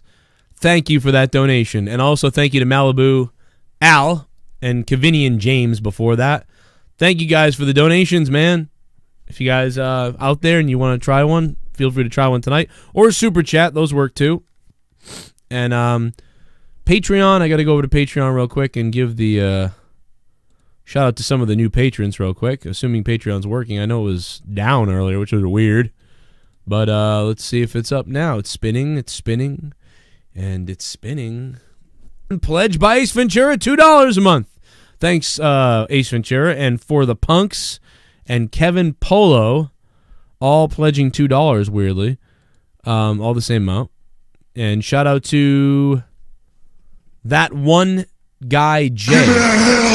And Jared Page. Joe, you're a fucking beast, bro. Thank you for that, Joe Cronin. Greater than Monday Night Raw. Have you decided yet if you're coming to New York? Am I coming to New York? I don't know. You know, I really don't know. Ahmed Omer, I wanted to come to New York, I thought I was going to have a bunch of friends hanging out and stuff like that, and now I just not really sure about that, about what's going on. And I don't know, man, to go all by myself to WrestleCon, just to go to WrestleCon and the money to go there, don't know right now, honestly. Sorry about that, I just don't know. I didn't even go to Raw tonight in my own city. You know? I don't know. That one guy, thanks, man. What's up in the chat? Antoine Pleasant, Bailey equals fatty. Jesus. She got bubble ass. Or whatever, you know? But I mean, God, you say that. That's some insulting shit. Fuck her, though, I guess. I don't know. Okay, Jake, I'm sorry. Where did we leave off? We went ahead and... I believe we were at Drew McIntyre coming out. Yeah, he comes out. He's in the middle of the ring, and they recap the previous 2 weeks, the beatdown, everything he said the week after. And some of it's silly with what he said. And I forgot to mention this previously, but with him being like, I hope you say no. I know what they're going for, but it's just... It was all generic. It was all... it feels very just copy, paste, and repeat here. Leads to Roman coming out. You got a small Roman chant. He's still getting a decent amount of support. Reigns goes in the ring, says, I accept your challenge, and says to him, don't you ever run, what did he say? Something like, Roman accepts your challenge, but don't you ever run your mouth about my wife and kids? He said, talking about himself in the third person. Yeah, he goes, Roman accepts your challenge, but now you're talking to me or Joe or something, and And yeah, he says don't ever run your mouth it's not about coming kids. from Roman. Don't ever talk about my wife and kids. And yeah, it was. I didn't care. I like Drew though, but yeah, and then Drew hits him, dick kick city, and puts him right back down. Knocks him off with a Claymore kick, and yeah, we know what this is. I mean, they're gonna. Yeah, it's just this is standard. This is like Sid and Hogan at Mania 8, and then, but except for, Roman will probably beat McIntyre, and that'll be it. Yeah, I have a hard time seeing Roman losing on his, comeback tour, the leukemia comeback tour. Then we had Sasha coming out with Bayley against Natalya with Beth Phoenix. This was a waste, unfortunately, and Tamina looked like ridiculous putting her hand down on that finisher. Looked stupid. Yeah, the whole angle looked bad. The women just didn't look good tonight. I know Beth Phoenix was going all out. You had some fans, you still got it, but that was the minority. I can't get excited about Beth Phoenix. I'm sorry. I tried to, allow myself to get interested with the angle, but nothing about this is I think they were expecting everybody to cheer loudly and, especially for Sasha's hometown, but they just didn't get any of the reception that they wanted, rightfully so. They cheered a little more for Sasha. They cheered a little more for Sasha, but yeah, none of these women are. None of that was that good, unfortunately. No, not at all. Then we led into the ridiculous SNL stuff with Alexa Bliss. She comes out and they recap everything that happened with Braun. Braun comes out, makes himself look like more of a meathead moron. With his responses, yep, yes I did. Yep, I screwed over my title shot by destroying a limo, that shit. And then they had the From Satellite interview with the SNL cunts. That was painful to sit through. The only thing that was, remarkable of it was the hat change, from them addressing everything that happened in Philly and him wearing a Yankees hat. No one gives a shit, though. And no one cares about these SNL bastards, unfortunately. Yeah, the fact that they're going to be in the Battle Royal, I always screw that name up, the Andre the Giant one. Who gives a shit? There goes the excitement for that. We had excitement for that. Now it feels like it's going to be a fucking it's going to be a whole spot fest. Watch them win, No, they'll probably get eliminated by Braun. I'm sure they will, but watch them win. Braun's going to be in it now. Now Braun's going to win it. He's the likely favorite, but I'm saying watch WWE pull some bullshit and they win. Just to have the SNL namesake there. I could see them doing something. Because then that would make headlines that the guys from SNL won at WrestleMania. Yeah, I mean Gronk's went ahead and saved the day for Mojo years past. So I could picture them doing something to help somebody else out. Maybe they help Braun win to turn the tide and not have them kill them. So you gotta find the answers. You have to figure it out. It was just painful. Why can't you figure it out? You know what you have to do. You know what you have to do. You know what you have to do. You've known all along. You've known all along. There's no more time is left. No more time is left. You gotta do it, man. You have to figure it out. Figure it out. I'm hungry. Yeah, Mojo. What the fuck, dude? A fucking Mojo's gonna show up again. He'll be back. Oh my god! People are thinking because Gronk, announced his retirement that he'll show up at Mania as well. Yeah. Maybe. Maybe.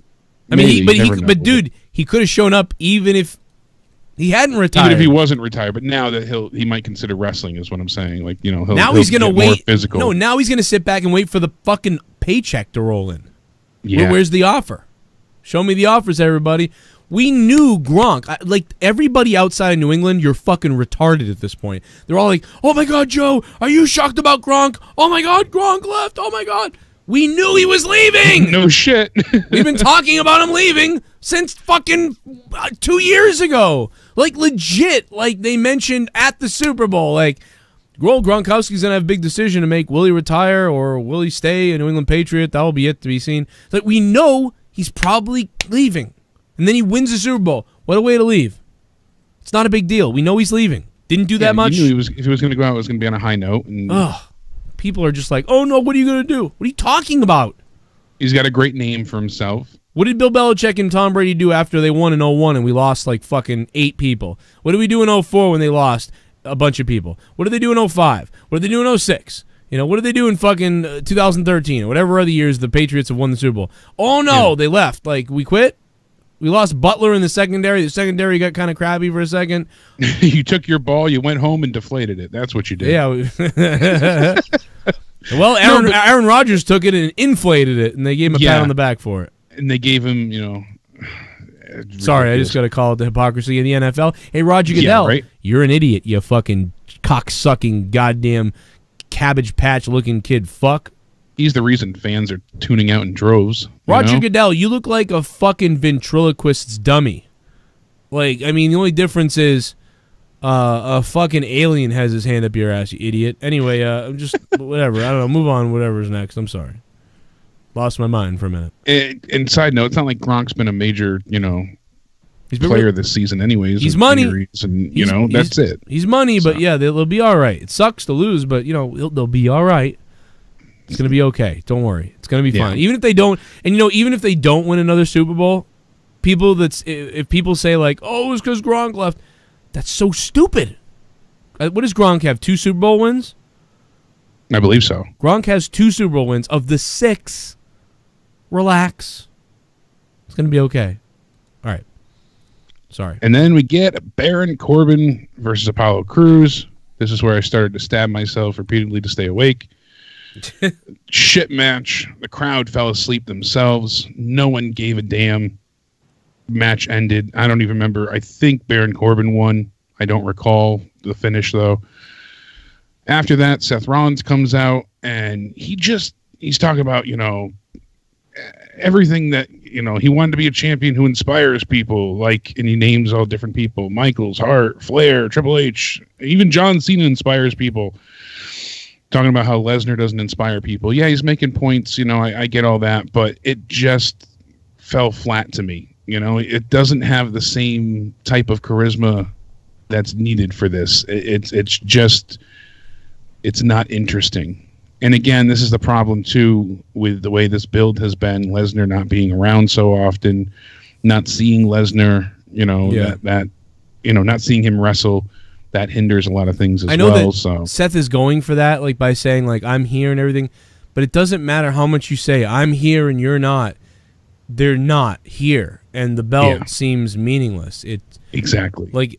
It's at the point where this isn't working anymore, and even the payoff, people literally don't care.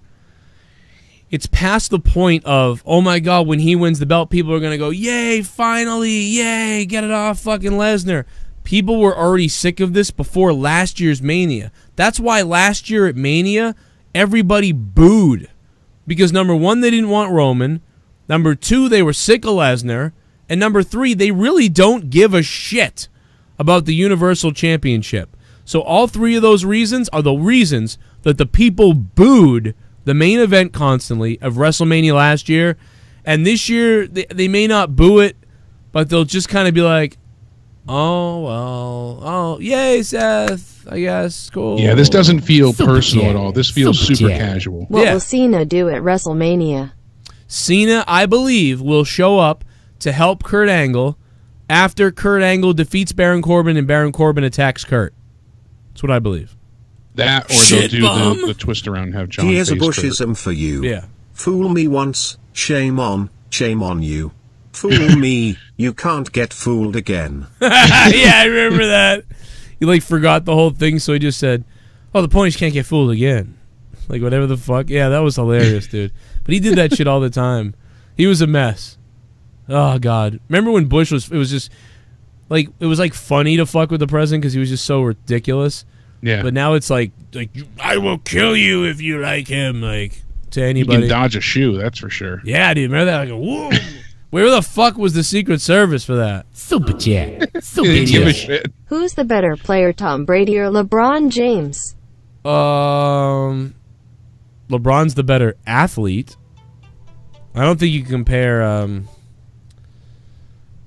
don't know, man. I don't even know. Probably how you compare LeBron. that. I mean, I'm a Tom Brady, New England Patriots fan, but I'm not a Patriots fan, and I would say Brady. maybe Brady. How many? Yeah. Well, you know what? Okay, it's much easier to do what LeBron did in the NBA than it is to do what Tom Brady has done in the NFL.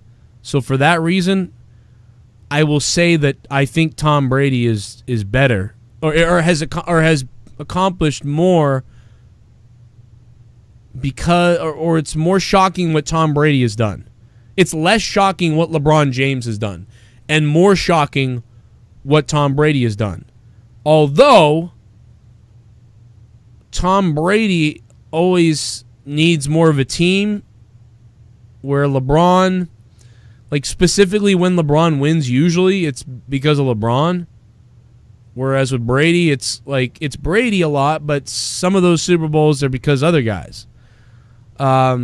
So it's hard. That's a hard one, man. We'd have to really dissect that. Quite honestly, it pisses me off. That question pisses me off.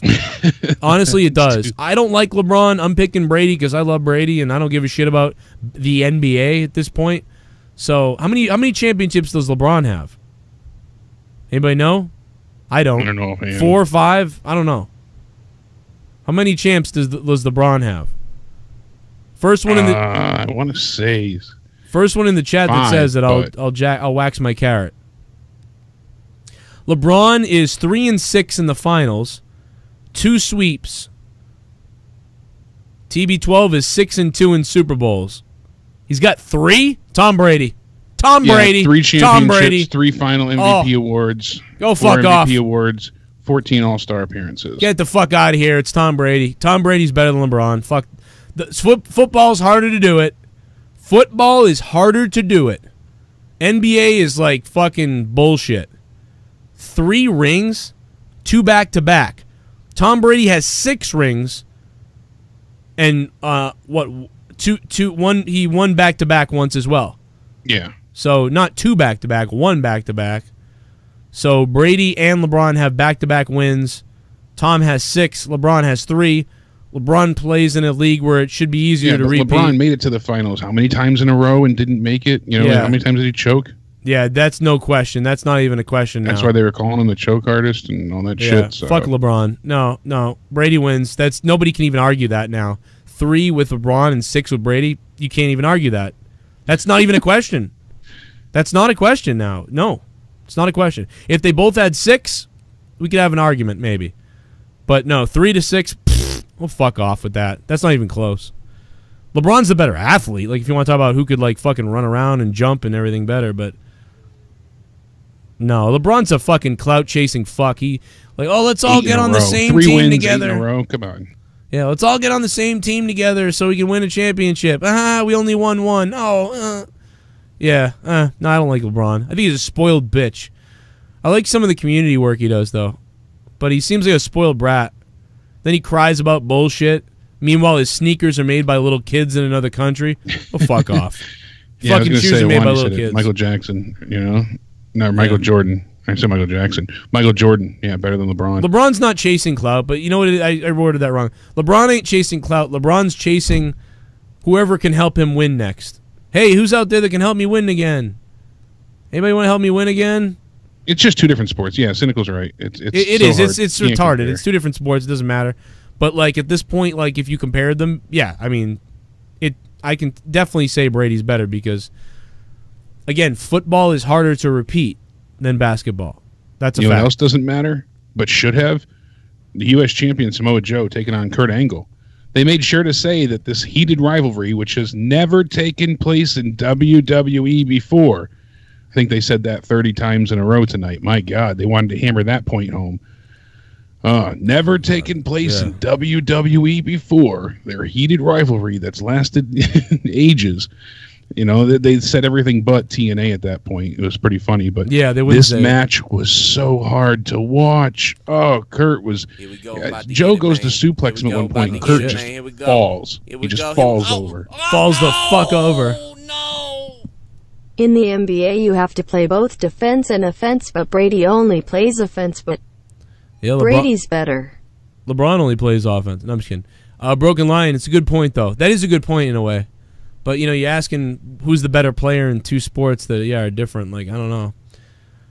But you could say a quarterback has to play defensively and offensively, too, because they have to guard themselves while trying to score. No, because you're still protecting yourself from people. You're defending the ball that you have possession of. Nobody in basketball, I think, has to remember the plays that Tom Brady has to remember. I mean, you're literally trying to keep yourself from getting sacked. So you're defending yourself from... I mean, you have people protecting you, but you also have to protect yourself. And then if you're running the ball yourself and trying to gain yardage, and there's a lot more, you know...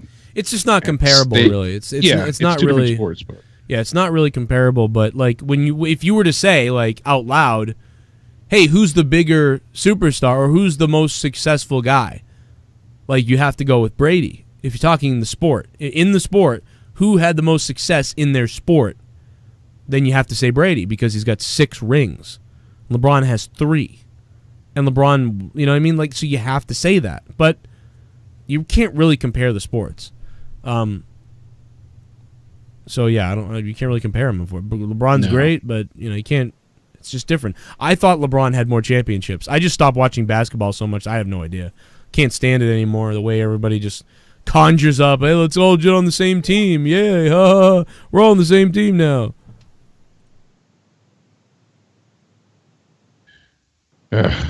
So Samoa Joe, I hate the fact that he lost. I mean, we knew that he wasn't going to win here against Kurt Angle when he's on his retirement tour. It's just unfortunate to see the U.S. champion lose. And U.S. champ also doesn't have a match at Mania, so still kind of want him to look strong going into the pay-per-view, but this match was hard to watch, though. It really was, and it's just unfortunate that Kurt's not at a level where he can compete like he used to. It is unfortunate. So there was a point where I really felt like the ending to the match was not the planned ending. I rewatched it twice over. I'm not confident, but it seems that way, kind of. Like Kurt just kind of got the pin for the 3 count because he couldn't keep going. Because Joe has him in the sleeper, and then he holds on, even his ankle counters into the pin. Like, I don't know. It seemed like Kurt kind of was like, I'm done. And he just rolled him up and kind of got the pinfall. I don't know if you saw that as well, but it certainly feels that way.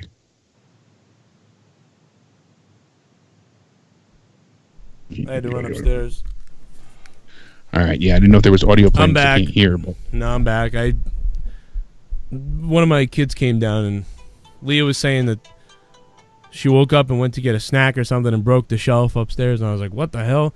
I had to be. Got everything. I had to be scary dad. I legit had to be scary dad. I had to lay down the law. That turns me on. Scary dad. Well, I've been being so nice. I figured it out. I've been being so nice that then they just avoid mom and then call mom meanie. And they come to me for hugs, and I'm so nice. And I'm like, and they're treating Leah like crap recently. And I'm like, all right. Yeah, you got to flip those rules. I think what I got to do is I got to be a real asshole because they're loving me so much. And then because they will play the parents against each other, all kids do it. But they even make Leah feel bad. Like, she'll be like, oh, they don't even like me. And they'll come to me and be all happy and nice. So now I figured out when I'm mean, they go to her. And then they're like, Mommy. And then she loves that because they're not normally coming to her saying that. So I figured out that I just got to be bad cop, unfortunately. So I just scared the hell out of them. And I might have to scare them again more. And if I get really scary, then they run to Leah like, oh, Mommy. And then she gives them hugs, and then they maybe like fall asleep, and then they love Mom. So I'm like, see, now they love Mommy, and you're getting what you wanted, them to love you like Mommy. And they're like scared of me for a second. And then, because then tomorrow they like me again. So yeah, you gotta change that up. It's hard to do because I never want to be bad cop, and Courtney will get pissed. Yeah, I gotta be. You gotta be though. It's because if you're not, then they get confused about mom and dad and whatever else, and defined rules. I'll play some of the donations, but yeah, it's just sorry about that, guys. I tried to say I'll be right back, but I think I muted it before I said that. We've got a new Twitch follower. Yeah, I just wasn't sure if there was audio playing. Yeah, take my pants off. What's Samoa Joe's WrestleMania match? Can you not hear it? I can now. Oh, okay. Samoa Joe's WrestleMania match. It's that 3-way thing, isn't it? Or isn't it the U.S. title? Yeah, but against who? Super chat. Get the hell out of the chat, Ryback. Ryback, you're in the chat again? Ryback, you're a shithead. How many times are we going to ban him? Really, Ryback? Are you serious, bro? Go take some additives. You sicko. I'm glad I'm not alone, because people were saying in the chat Rey Mysterio, and I'm like, oh yeah, that's right. Rey Mysterio and shit bomb. Somebody else. Samoa Joe. When is Recock coming back on the show? I need my daily updates. Also, I'll put anyone in the anal lock if they hate on my macho. It's true, it's damn true. We'll see if we can get Rycock back someday. You want to do it, Cronin? I swear to God, I'll fuck CM Punk. Kurt Anal. Ladies and gentlemen, Kurt Anal. Because Kurt Anal has to face Rey Mysterio as well next week, they said on Raw. Oh, really? I didn't see that. Yeah, tomorrow night he'll be facing AJ Styles. 619 grabs the ankle lock. But I said the finish to tonight's match really didn't seem like it was the planned finish. Just to me, it seemed that way because he's, got him locked in the clutch and then he rolls him up kind of like Kurt had just been like, I can't go anymore. That's what it felt like. Yeah, it felt like, let's go home. Let's go home. Yeah, that wasn't the planned finish. And because he still had the move locked in when he got to the pin, person who put LeBron James in the same category as Tom Brady. Go suck Michael Jordan's cock. You know nothing about sports. LeBron didn't even make the playoffs this year. Tom Brady and Michael Jordan are the GOATs of each sport. 6 rings, bitch. 6. Mr. Mammoth, thank you for the $5 and becoming a $5 shit bum, Mr. Mammoth. And yes, Michael Jordan is God. I love you, Michael Jordan, wherever you are. Even though you sold out your community. I love you, Michael Jordan, and you're the man. I agree. That would have been better if you'd compared those two. Compare those two. Party. Then we're talking. Put LeBron on the Lakers of the 80s, he wouldn't even make ball boy. Oh, God. He would be nothing but a bag-carrying biatch. Broken Ambrose with the $30 super chat. I don't know about that, but you know what, Broken Ambrose? Because you gave me $30, you're 100% right. Like, I fuck him. Broken Ambrose. Ambrose did get broken in that awkward main event that was a last man standing at a bus stop match. Whatever that was. It was weird. I know that. It was not good. Shit bomb. I'll say that. The only thing I've liked about WWE this entire WrestleMania build-up was Drew's promo skills. This shit is trash in every other aspect. Raw gave me AIDS. I agree. The build-up not very good, but Drew McIntyre, Mr. Mammoth, thank you, Mr. Mammoth. Drew McIntyre has proved that he's damn good on the mic, man. He is so great with it. I love Drew McIntyre on the mic. Creative for him and for many other people, garbage still. But at least Drew McIntyre is good on the mic. And Mr. Mammoth, thanks for the $5. And let's see what Alejandro has. Party. Alejandro. Get the hell off the chat, Ryback. I know, man. Why is he here? Why are you here, Ryback? Get out of my chat! But with all of that being said, guys, I put out a poll of what your favorite shows on Patreon are earlier today. And real quick, I'd just like to review the results real quick before we finish up here on the Monday Night Raw review. And if the internet or... While you're pulling that up, Y Society let us know that on Twitter they confirmed it, and you and I got another one right for Mania. Really? They are going with the Fatal 4-Way for the women's tag titles, so it'll be Sasha and Bailey taking on Nia and Tamina, taking on Beth and Natalya, taking on the Iconics. And I wasn't as much on board with that as you were, but that's crazy. Wow. So think about it. We've called everything 6 to 4 weeks out. Yeah, we knew all this weeks ago, basically. Yeah, almost everything. Damn near everything. So I asked you guys to vote for every show you really liked on Patreon. Now, people that were people that are under $2 could not vote. So dollar patrons could not vote on this one. But anybody who is a patron of $2 or more could vote, and you could vote on as many of these as you like. Also keeping in mind that, there's only like 50 $10 patrons or something, and, a few people above that, maybe like 30 people above $10. So a lot of people wouldn't vote for a show that maybe they can't hear. So that does skew the voting a little bit. But number one, no surprise, was corrupted. And number two, despite the fact that it is in the $10 VIP tier for full shows, Bailey and Cronin got number 2. And the podcast of me and Leah came in number 3. Pretty damn interesting. My Morning Madness show came in... my Morning Madness show actually came in number 3, beat me and Leah's. And then me and Leah's was there. But also I think it's because it's at a lower tier. But interest was good for it. And even Final Frontier just nudged out Tommy's Honestly. Look at that. Dave Rose is celebrating somewhere. But yeah, everything was on the map at least. So that was pretty encouraging that basically all the shows are on the map here. And I like it.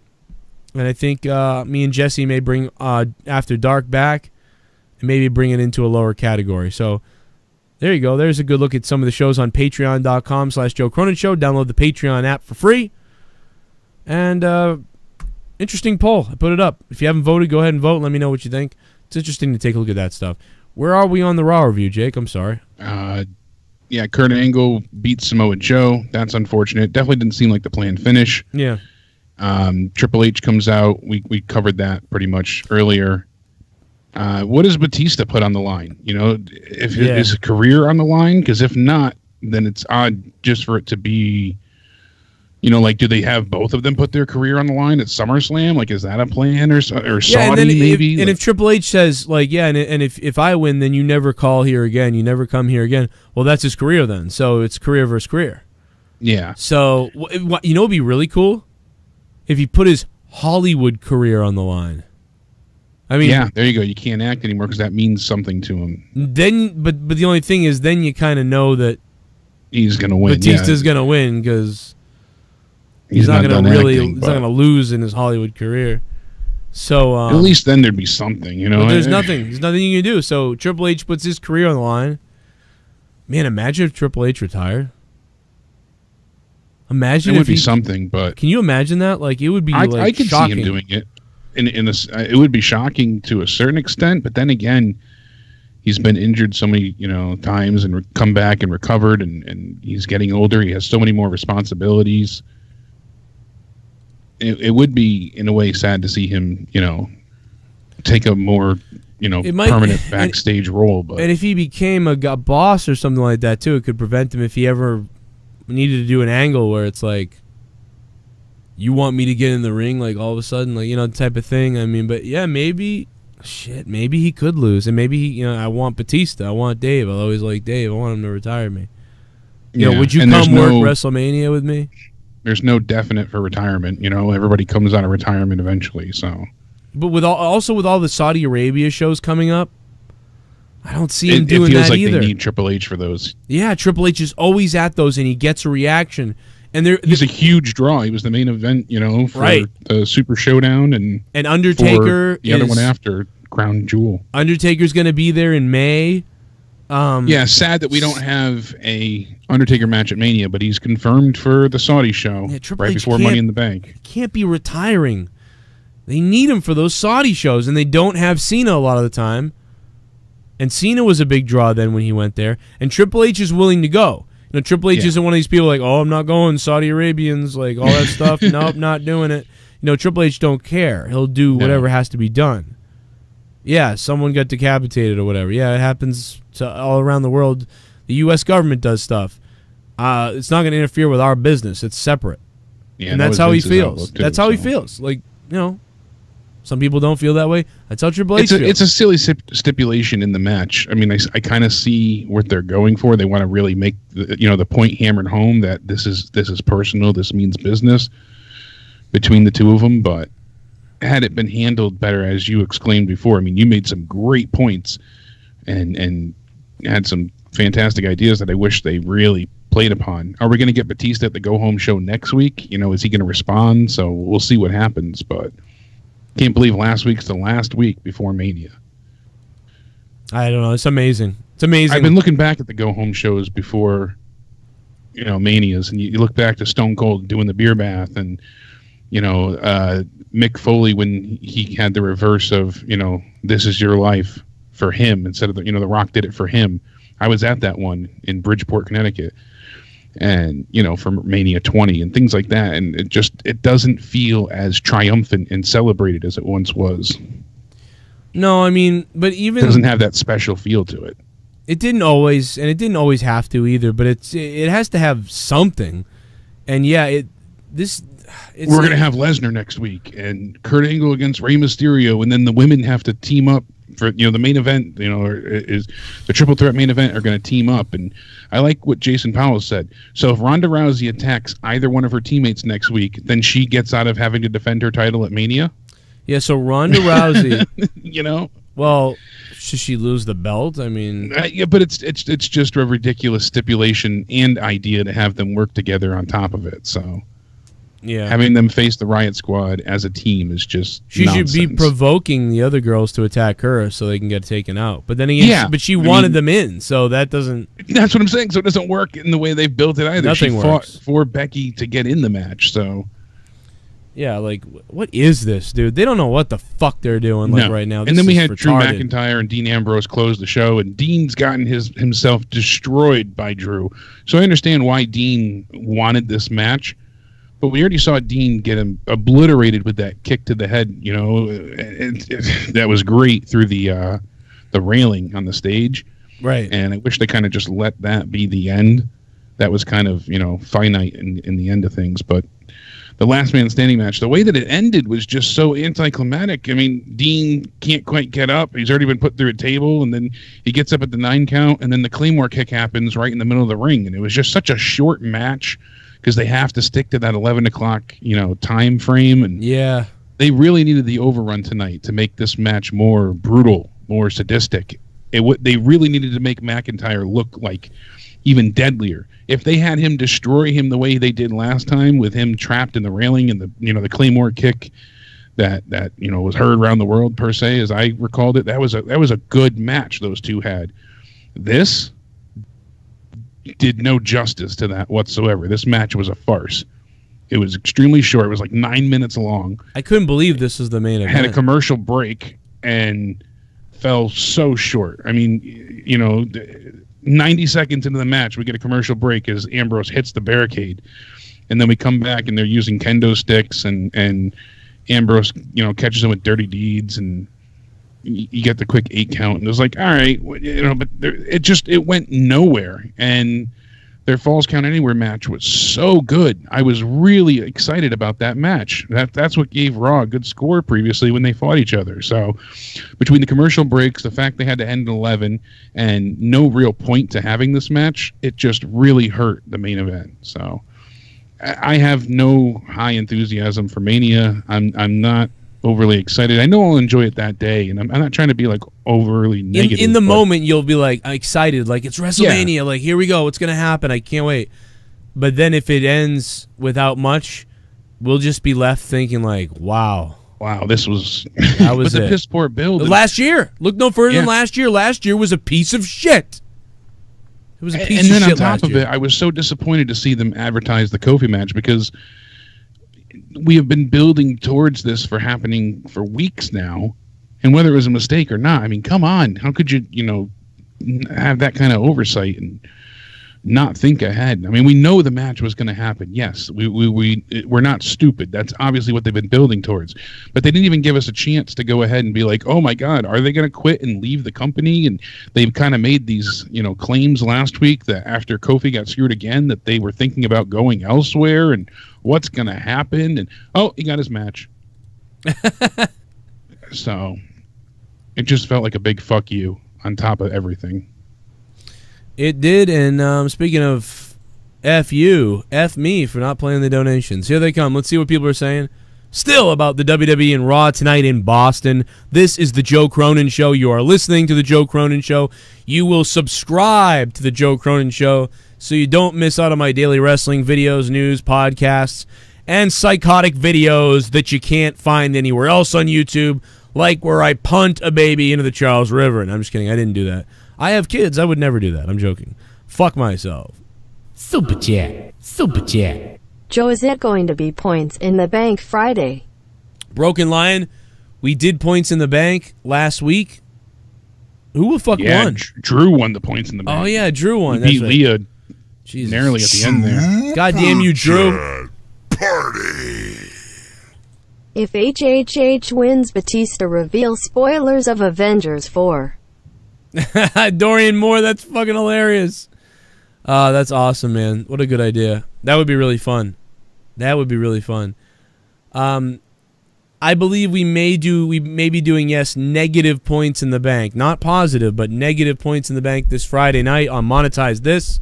So look for that. It'll be better than Raw, I bet. Thursday Night Throwdown on my other channel. That'll be huge. And then we're building into WrestleMania week, man. Next week, it's going to be great. And Justin Bailey should receive the belt by Wednesday, Thursday. You've got a new subscriber. Mr. Unknown Diaz. What's up, Mr. Unknown Diaz?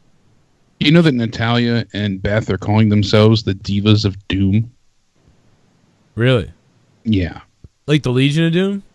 Yep, they're calling themselves the Divas of Doom. So you have the Boss and Hug connection taking on the Iconics. It's better than that. After tonight, I'm a little excited for the Triple H versus Batista match. I don't really like a lot of nostalgia matches, but I'm okay with at least one. I just don't want to watch too many old fucks wrestle. Broken Lion, thanks, man. Yeah, I don't know how it's going to be, but maybe it'll be good. Hopefully it will be. It might be interesting for the younger crowd who watch Batista and Triple H only. And yeah, what the hell were you saying? Broken Lion, thank you, Broken Lion. No, I was just laughing at the Divas of Doom. Oh, well, I think that's better than the Boss and Hug connection. it's like, better name. Come on. Fuck it. It's they better don't, than they don't that. need a name. Just let it be. That's awful. Well, Natalya is cringe. I mean, it probably was Natalya's idea. You know, because Natalya comes up with all these stupid things. Like, I'm going to wear this kitty cat and bondage outfit, and I'll be funny, and Daddy will be there. Like, what the fuck? Like, they honor all her things. It was like, that's what everything she said on her show. Yeah, Natalya is weird. Adamant was right. Remember, they originally went with the Hart Foundation for the Hall of Fame, and then they took it out, and we knew that DX was kind of like their contingency plan. You know, I had heard that for many years, that if they ever had an issue, they could just throw DX in there because, you know, they're in good relations with everybody, and it's not a, you know, far-fetched thing to happen. And lo and behold, that's what happened. You know, the Hart Foundation. Well, why did they go back to the Hart Foundation then? That's the weird thing. Because now they're doing it without Owen. So yeah, I know, but like, why it was did they originally do it? supposed to be with Owen. So his wife. Yeah, but what's the contingency then? They already got. They announced him, but I guess now they could still do it anyways. But they can't include Owen. So that was originally Owen was going to be included. But again, it's weird. The contingency thing doesn't make sense now because now you wasted the contingency because you're still putting in the Hart Foundation. Yeah, I don't think they knew that it was going to be able to go through, and now they realize they'll never get Owen included, so they're just going to do it. Yeah. I think it was promised to the other, you know, and they're like, oh, well, you know, Brett will be around. Well, probably, too, for, like, Jim Neihart, and Brett probably was like, we really got to do it for Jim. Like, I want to do it for Jim and for Natty and all these everything. I think they might have surprised Natty with that tonight, too, putting that on the screen while she was out there. That might have been a little bit of a Vince thing. Like, surprise her. She seemed genuinely, you know, surprised and appreciative. So it's hard to tell. She cries at everything, but, I mean, God, her fucking father's passed away, so of course she would. But, yeah, it's Triple H's promo I thought was good, though, even though I don't like, I don't like that Batista's not partaking enough. It's the problem with a lot of things, like Brock Lesnar not being there. But I thought Triple H's promo though was good though, so I did like that. Look at this idiot in the chat. Just have fun watching the product. If you hate that so much, stop watching. Ugh. You're an idiot. Do you know how many people have stopped watching? You want me to read the numbers to you? That same comment in the chat took place 7 years ago when I started this show. That same comment in the chat. If you don't like it, stop watching. That same comment took place 3 years ago. It took place 7 years ago when 4 million people were watching. It took place 4 years ago when 3.7 million people were watching. It took place 2 years ago when 3.3 million people were watching. It took place last year when 3.1 million people were watching. And yet, here's that comment again. If you don't like it, stop watching. It's taking place right now as about 2.8 people are watching. 2.8 million. So you're right. If you don't like it, stop watching. And you know what? They do. Difference is, it's my job to do it. And second of all, I'm just going to be a lifelong wrestling fan. It doesn't matter how devastating it gets. But I will say, if it wasn't for this show that I started 8 years ago, I started this show legit because I was enraged by wrestling. I was enraged by what I was seeing in the WWE. 7, 8, 9, 10, 11, 12, 13, 14, 15. 5, 6, 7, 8, 9. 9 years ago. About 9 years ago, I started getting pissed off. About 10 years ago, really. But really just about 9 years ago. Around WrestleMania 27. WrestleMania 26 a little bit, but it was all right. 27. Around WrestleMania 27, that year and after, my fucking head wanted to explode. And that's why I began this show. Because I started ranting and raving. If you guys know me, if you know why I started the show, I was doing a different YouTube channel, and I was doing about videos about all kinds of weird shit and different things.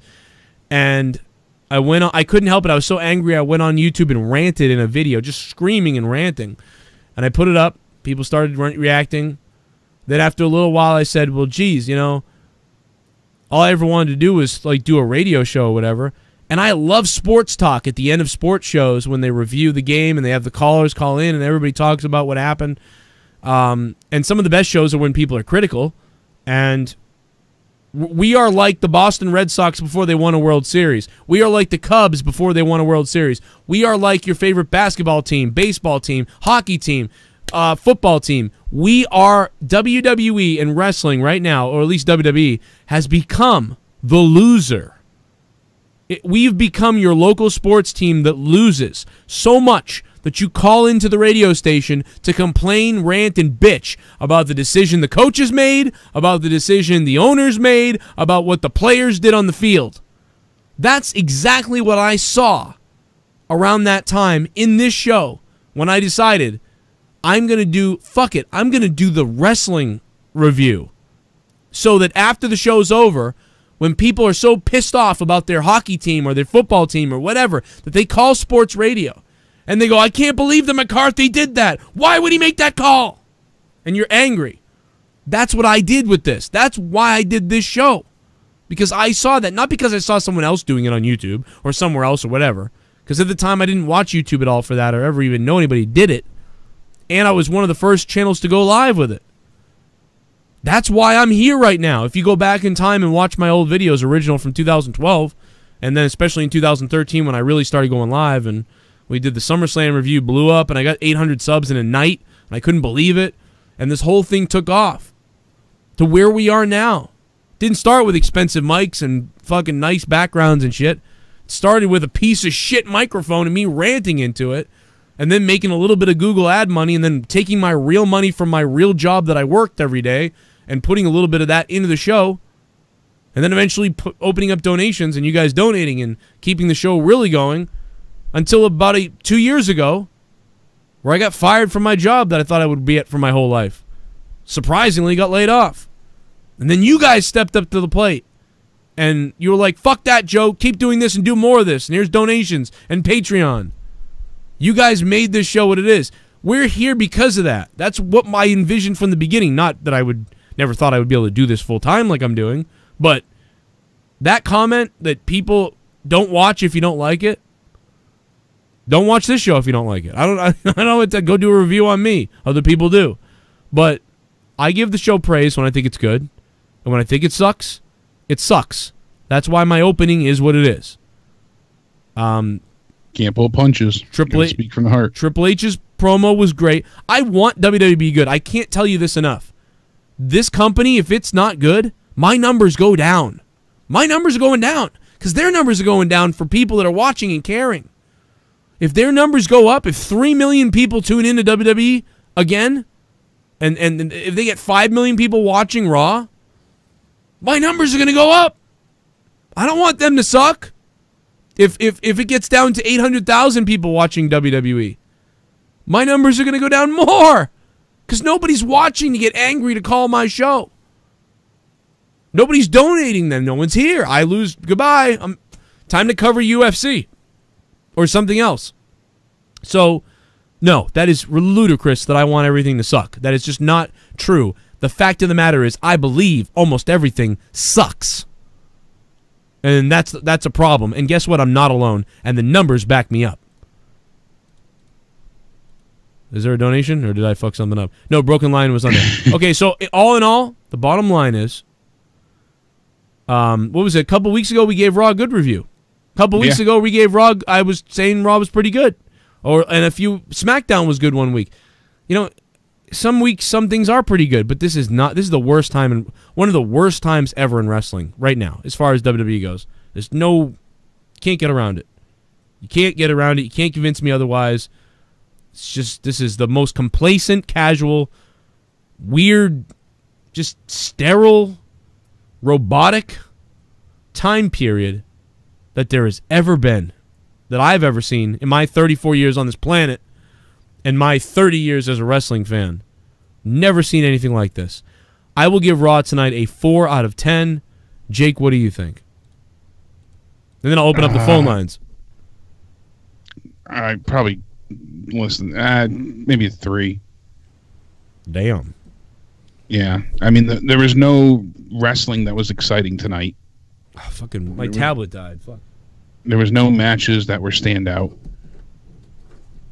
unfortunately, and most of the promos, if not all but one, fell flat. Triple H was kind of the only highlight, and even then, he was pointing out the flaws in the build. So it was entertaining, but when you break it down, it's not great. So here we go, about to get it, man. Here we go. Oh no! Will you do the live reviews of NXT TakeOver New York this Friday night in the G1 Supercard Saturday night? Well, it's not this Friday, right? It's next Friday. It's Friday after this Friday. Yeah, Friday after. But John Wills, thanks, man. Yes. Yeah, I wasn't sure what you were going to do, so that's good to find out. Even if I'm... All right, so I don't know yet what I'm doing. I really don't. And it really comes down to money, and do I want to spend a bunch of money to go to WrestleMania so that I can pretend to be a celebrity or something? Like, I mean, really, what am I going to go? Like, hey, everybody, it's me. And then people say hi to me, and a lot of people come up to me and like, oh, what am I... As much as you want to meet the fans, it's just so expensive, especially when you're not having a table. Like, right. If you had the table, it'd be a different story, but I didn't get the table. Then you're table. just stuck walking around. I'm not going with anybody. No one's coming with me. I'm not going. I've had like 7 people threaten to kill me in New York. So when you add it all up, it's racking up the body count. Yeah, it's pretty selfish. So I don't know if I'm going to New York, unfortunately. I don't really have any people that are friends that want to hang out, stuff like that. I don't know if I'm going to go. But the fact of the matter is, I will be live no matter what, whether it's from a bar or whether it's... And the bar hasn't come back to me either. Whether it's the bar or whether it's... Now, JD did invite me to his Hooters thing, but I feel I feel like I'd have to fight half of his fans if I was there. I feel like half those people I've threatened, and they've threatened me. They don't fight in person. They're keyboard warriors. You know that. That's true. They'd see you and there's enough of shit them. themselves. There's enough of them. I mean, I could take a few people, but, But based on all of that and my family, and I don't want to lose my house, and I owe the government a bunch of money, should I be driving there and doing this? I don't know. But either way, I will be, of course, reviewing NXT. I may be live reacting to the Hall of Fame. I will be live on Saturday night reacting to the Hall of Fame and the G1. So that I can tell you as well. I will be live. Where's the G1? Is it just on the New Japan app? That's a good question. I know it's on New Japan, but I don't know if it's the ROH as well. It's probably on the app, I hope. If it is, then I'm going to have like a tablet, a TV, and quite honestly, I don't know which one I'll put on the big TV. That'll be a debate. I would think you put... Hell yeah! G1. You can't stop watching something you love, want to change without complaining. And Joe, question for Patreon: are you getting Mortal Kombat? And if so, you thought about playing against Patreon members or in games like NHL, etc.? Broken Line, that's a good idea. And yes, I do plan on playing Mortal Kombat with some people. So that will be fun. And yes, I'm definitely going to get Mortal Kombat. So absolutely, Broken Line. I mean, I think, yeah. I'll get it somehow. I'll probably have a fan or a friend or somebody send me a coupon for it or something too. Like, it always happens. Somebody's like, hey, I got a 30% off or half off Mortal Kombat or something, or whatever. And people send me stuff all the time, so I'm sure I'll get to play it. Or I'll just fucking buy it, whatever it takes. But yeah. Yeah, it looks great. It does. It looks fucking awesome. I will play that. But I will be live. Obviously, WrestleMania week, dude, be ready. I'll be live streaming like crazy. I'll be live reacting to shit. We'll be live reviewing everything. Obviously, WrestleMania weekend is our biggest time of the year. And last year, we weren't able to do it on this channel. We did it on Corrupted channel. But, yeah, that was the problem. So this year, we're ready to kill it. I'm ready, man. This is huge. Yeah, you can really quick. You can watch it on Fight for $40. Honor Club subscribers, even monthly ones, will receive the show at no extra cost. So if you're part of Honor Club, and then it'll also stream on the New Japan World app as well. Well, there you go. Fight. There's 3 options. If you use the Fight app, make sure you get Connor's code, and he'll be on Friday night at 8 p.m. And that's about it, man. Yeah, I do apologize. My tablet died, and I was unable to take calls because of that. But listen, somebody wants to call who really wanted to get through. I have 3% in the tablet. Now, this is weird, but I'm unable to charge the tablet and take phone calls because there's a buzzing noise that happens when it's charging. Yeah, you can't hear us at all. All you hear is, it's like you're listening to Tommy. So what I'm going to do here... Give it a hell yeah! DMOON! I can never stop watching wrestling, but wrestling as a whole sucks right now. Yes, yeah. I'm also including New Japan and any other indie promotion. It's just all the same now. Yeah, it's either this ridiculous flip diving thing or it's WWE. It's just, I'm not... I like NXT, though, DMOON. I will say, though, for the most part, I do like NXT. But, yeah, I don't know. It might be a little bit of oversaturation, too, because maybe. You think about it, like, back in the day, you really had to hunt other wrestling down, and even ECW was hard to watch. You had to be like 2 a.m. on, it was... Give it a hell yeah! It was also different. Let's have a Skype sex party after TakeOver review, me, you, and Jake and Joe, probably Connor. I'd be down for that, man. You show your ID and you're old enough, then it might be on, man, especially on Patreon. Let's do it. Yeah, because I know Friday you're going to have, obviously, monetize this. So I wasn't sure if you were doing the NXT review. So what will happen is NXT will probably end at NXT will probably it's been ending like 10:30, like 10:30ish. Exactly. So NXT will end at like 10 or 10:30. So we will immediately then probably go live for the NXT review. I may even mix the two. I may call it NXT review, or monetize this / monetize this and start both shows into each other. I don't know. But that might be what I do. However, it is possible, though, that I do the NXT review, like 30 minutes to an hour, end it at 11:20, immediately jump over to monetize this, start monetize this, we're on monetize this. So, you may see that. Now, if something crazy happens, though, like 5,000 people show up for the NXT review live, I would like to then keep that audience, but I don't know if that's going to happen. So, and quite honestly, if I stop doing monetize this, a lot of those people will be like, what the fuck is this? I'm leaving. So it doesn't matter anyway. So what I'll probably just do is say, like, listen, guys, I do a show called Monetize This. It's like a fucking shock jock / talk podcast live. It's fucking crazy. Call in, say whatever. We'll keep talking a little bit of NXT if you want, but really it's not a wrestling show. It's going to start on this channel. It wouldn't work to move it to Thursday. Yeah. And so, we could do something, but... So I'll just basically plug it, end the show, start the new one, and then on we go. And that's what I'm gonna do. Hall of Fame might be tough because these Hall of Fames have been going really fucking late, and Corrupted starts at 1 a.m. So Corrupted podcast on Patreon starts at 1 a.m. I think one year the Hall of Fame went that long. It did, yeah. So it was also on Fridays then, but they said they were going to cut it a bit. They were working on making it shorter this year, so. whip these people. But yeah, really. So You're Vince on stage with a bullwhip. Yeah, that's enough. Damn it, on the bullhorn. All right, so I will take one call. If anybody wants to call in right now, I will take one more call, or at least one solid call right now. I have 3% battery. That should get you through your question or two. So we'll do that right now. So somebody can call up who really wants to call up. On Twitter says we'll probably face Gronkowski and Mojo at Mania. What is up with them, dude? That's so funny though. And then Nicky J says it's better than not working. I am old enough to remember I left you to go to Jake because you weren't pounding me enough, but does Jake come down to the dungeon and spank me until I'm red? Oh my god, dude, what in the fuck? Right. Joe's male sex slave. I mean, he is like, recently he's been extra throbby, like throbbing recently. He's very demanding for a sex slave. He wants me to beat the fuck out of him, and often too. So he's weirdly male. Is it weird or is it extra? Yeah, he's extra male, dude. He's like extra slutty or something. Unknown caller, of course, is the first call that comes through. You never know who unknown caller is going to be. Hello.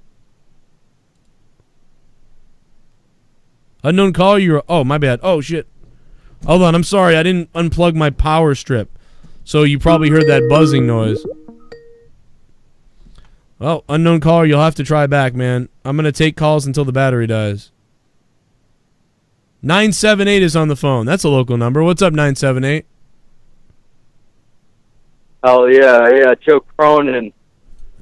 Yo, what's up? Will you be at Mohegan Sun tomorrow night? What's up, man? I don't know. I was touting earlier that, yes, I'm going. But then I realized that I'd have to get a rent-a-car, and so I have to figure that out tomorrow. But maybe. Are you going? Oh, hell yeah, man. We've been planning this for like a couple of weeks. We can go to the Boston show tonight. Luckily, it seemed like kind of a shit show. But Mohegan, though, yeah, it's always a good take, I think. You get to gamble. Mohegan's you get always to good to go live, maybe. so. Yeah, when me and Jake were there, what was it? Oh, shit, a donation. Once they finish the new Rams Stadium over here in LA, they most likely will have a WrestleMania here. Oof. I better see you and Jake over here for WrestleMania weekend. Party in my hood, homie. DMOON, I can't even make it to fucking New York, dude. I mean, come on, bro. Can't even get to New York. But DMOON, I love you, man. I would love to meet you and hang out with you, DMOON. I just love you, dude. I would party. I like the Rams, you know. I wish they'd have one at Gillette and the Patriots, but yeah, Mohegan Sun, dude, it's a great place. Have they not been there since we were there 2 years ago? Yeah, this is the first time that they're coming back since. Wow, I don't want to miss it, man. I gotta say, I wish I could have been there tonight though, because tonight is the night where all the wrestlers and everybody's hanging out, because they all get there. They get in at like midnight. Like they're all going there now. In fact, they want to go gamble and hang out on the floor, and yeah, they're all heading there right now. So they might be getting there actually soon. So if you're at Mohegan Sun tonight, make sure you should have already been out there. Last time they went to Mohegan from Boston, they were all there, I think, around 2 or 1:30 or 2. Yeah, I think it was around 1:30 they arrived. So that's just a tip for anybody at Mohegan Sun right now. If you're in your hotel room, which I doubt you are, but go downstairs in the lobby, you can see everybody checking in. Yeah, and they were cool about it. They were, while they were gambling and stuff, you could walk over and say hi. Just don't you never want to over approach anybody. It's kind of weird because they're staying where a lot of the fans are staying, and you're right on top of each other. Say hi and you don't get that often. You don't get it where the wrestlers are in the building you're in. Somebody recently sent me a bunch of photos of them being in the hotel, and the wrestlers were in the same hotel, and they took pictures of them. They actually went to the hotel to see them, and I was like, oh, that's kind of odd, but the wrestlers were cool about it, took pictures with them, and they were really nice. So. No, you just got to say, I'm staying in this hotel too. Holy crap. I'm staying in this hotel to watch you on Raw, and you're in this hotel. That's awesome. If you play it like that, they'll be like, oh, hell yeah, and they'll sign stuff. But they play it like, oh, I knew this was the right hotel. You just come off like a creepo. But anyway, 978, dude.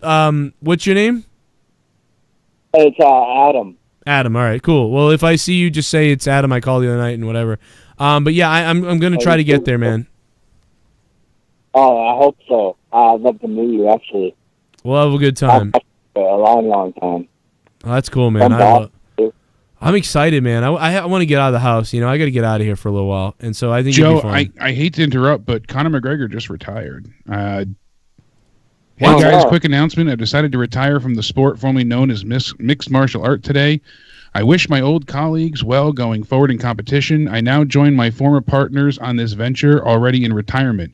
Proper pina coladas on me, fellas. Conor McGregor retired?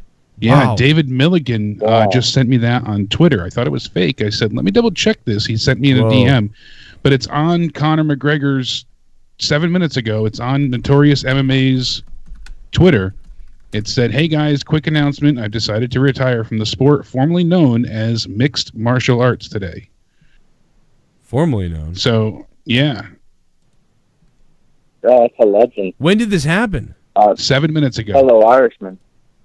Wow, man. That's some crazy stuff. I mean, I always thought he was going to come back and try to, like, you know, beat someone's ass one or two more times, but damn. Dude, that Khabib guy is going to be like, yeah, I retired his ass.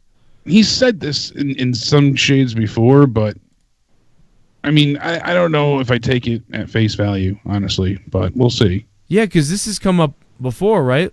He's said it once before that he was going to retire, and then he fought twice since then. So. Wow. All right, well, I'll see you, man. Maybe at Mohegan Sun. Maybe. I'll let you know on Twitter and everywhere. Yeah, it'd be great. I want to go to one more Mania. Hopefully they come back to the 313. Broken Line, that would be cool, man. God, I haven't been to a Mania since 14. I've never been. I've always wanted to go, and it just never seemed to work out. But yeah, Detroit would be a hell of a Mania to have. In the 313. Is it because he mentioned mixed martial art? But I know it's weird, you know, because that means that he's not retired from boxing. Maybe he's saying like, I don't know, man. I'm confused. Yeah. Conor McGregor announces retirement from MMA. I mean, it's a real report everywhere. Yeah, it's 8 minutes ago though he put it out, and I'm looking at. He's on Fallon, I guess, tonight. So maybe he announced it on. Khabib retired him. Maybe he announced it on Jimmy Fallon. I don't watch that shit, but he said pop open a bottle of proper whiskey with me tonight on Fallon. So somebody said dodging the Khabib rematch. It seems that way. Wow. We got to go live with that. I'm kind of tired though. Well, guys, I am going to try to figure out if I can get to Mohegan Sun tomorrow, but I don't know, because if I do, the other thing too is, I guess Lee can drive I thought it me was the next car week, rental. not this week. That was my thing. I thought it was next week. And it's funny when you mentioned it earlier. I was going to mention it to you tonight. Oh, Mohegan, yeah. Yeah, I thought Mohegan was next week. Not do you want to this go? Week, Do you want to go with me? You want to meet me over there or no? Can you do that? I wanted to. I thought it was next week, so I have to change a bunch of shit, and that's what I'm working on. Because we could go. I mean, like there was some front row tickets available, but I obviously don't want to pay $150. So but they were like really pretty good seats. It was weird, and they were there. Now I don't know what's available, but I don't know, man. I know we got Money in the Bank squared away at least. That's definite. Oh, I didn't buy tickets for that yet, but I will get tickets eventually. We should get a suite. What if you get a suite? Can you invite people in the suite, or is do they get ticketed too? It depends on each place. It depends on how they run it. Because sometimes when you buy the suite, it comes with X amount of tickets. Really? Already, like you can't just buy a seat to the suite. Because I'd like to buy a Other suite. times you can buy seats in a suite, so it depends on if you have to pay per room or per seat. I'd like to pay. I'd like to have either people help out with it or Yeah, because Danny and I are in 203 at that point. We're on the hard camera, where the actual hard camera is. So yeah, you're right above the camera. You're above the hard cam, yeah. But it'd be cool to get a suite with everybody, have people that can stop by if I gave them tickets or passes. That'd be cool, yeah. But just have people sign up for that. I don't know, maybe we'll work on looking into that. I'll look into that and see what the chances are. We definitely want to meet up with everybody beforehand. I want to get a wrestler, with 2 different establishments to be willing to host us. I'm waiting to hear back from them. Where were you for my WrestleMania plans? I'm talking with Connor and I have tried for a few things for Mania. Is he going? And I don't think so anymore. Okay. Yeah, we had tried to set up a meet and greet and stuff, and it didn't work out with 2 of the bars that we had spoken with. And it just seems so another much one easier. wanted a crazy down payment, and really, one of them had offered me internet access so we could do live stuff there. Like they're like, oh, we got Wi-Fi, it's all set, but it was going to be just 21 and over, and we're like, all right, that's not the worst thing in the world. Like, you know, there's some younger fans will work it out, and then they never replied after that. So it was a pain in the ass. I talked to a few different places though. So did Connor. My place that I'm having a problem with is that they might not have Wi-Fi and shit. But that's a real issue. But anyway, we will work on all this. Try to let you know what's up, and I will try to put out there on YouTube and on Twitter tomorrow if I'll be at Mohegan Sun, which I think I will be because I'm really getting the itch to go there. Yeah, Mohegan's fun to be at regardless. So yeah, that'd be cool. And we can gamble. We'll take $10 and we'll gamble it. And if we win, we win. If we lose, fuck it. We lost $10. That's all it takes. Penny slots, baby. We'll go roll the dice with the wrestlers again. All right. Well, you know something? We're out of here. And so isn't Conor McGregor. Thank you, guys. Love you. See you tomorrow. One way or the other for the SmackDown Live review. Hope you guys can subscribe. And if you really love the show, hope you can think about becoming a patron. You get a whole bunch of shows you can't hear on YouTube from me and some of my best little buddies and my sugar mama. And it's a lot of fun on Patreon. I'll see you tomorrow night. Over 50 million views. You're listening to The Joe Cronin Show. The Joe Cronin Show. The Joe Cronin Show. I hope you hang your mother. This country sucks! This place sucks!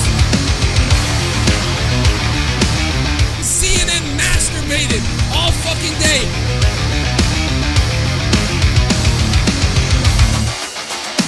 Dude, I will eat your fucking asshole out and then spit it into your mouth, baby bird style.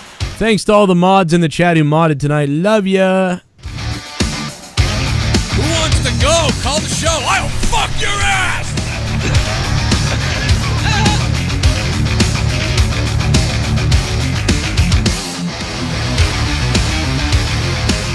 I want to kill myself! If I think it sucks, I tell you! The Joe Cronin Show.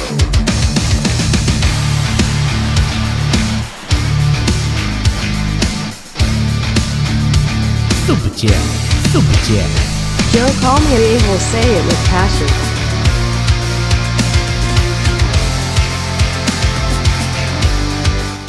Broken Lion, you are an asshole.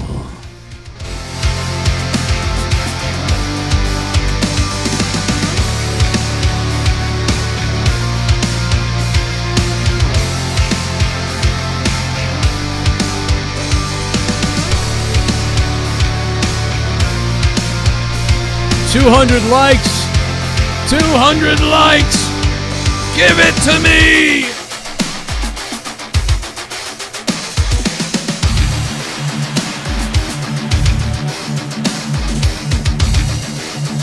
If you missed this stream from earlier today, you need to go listen to it.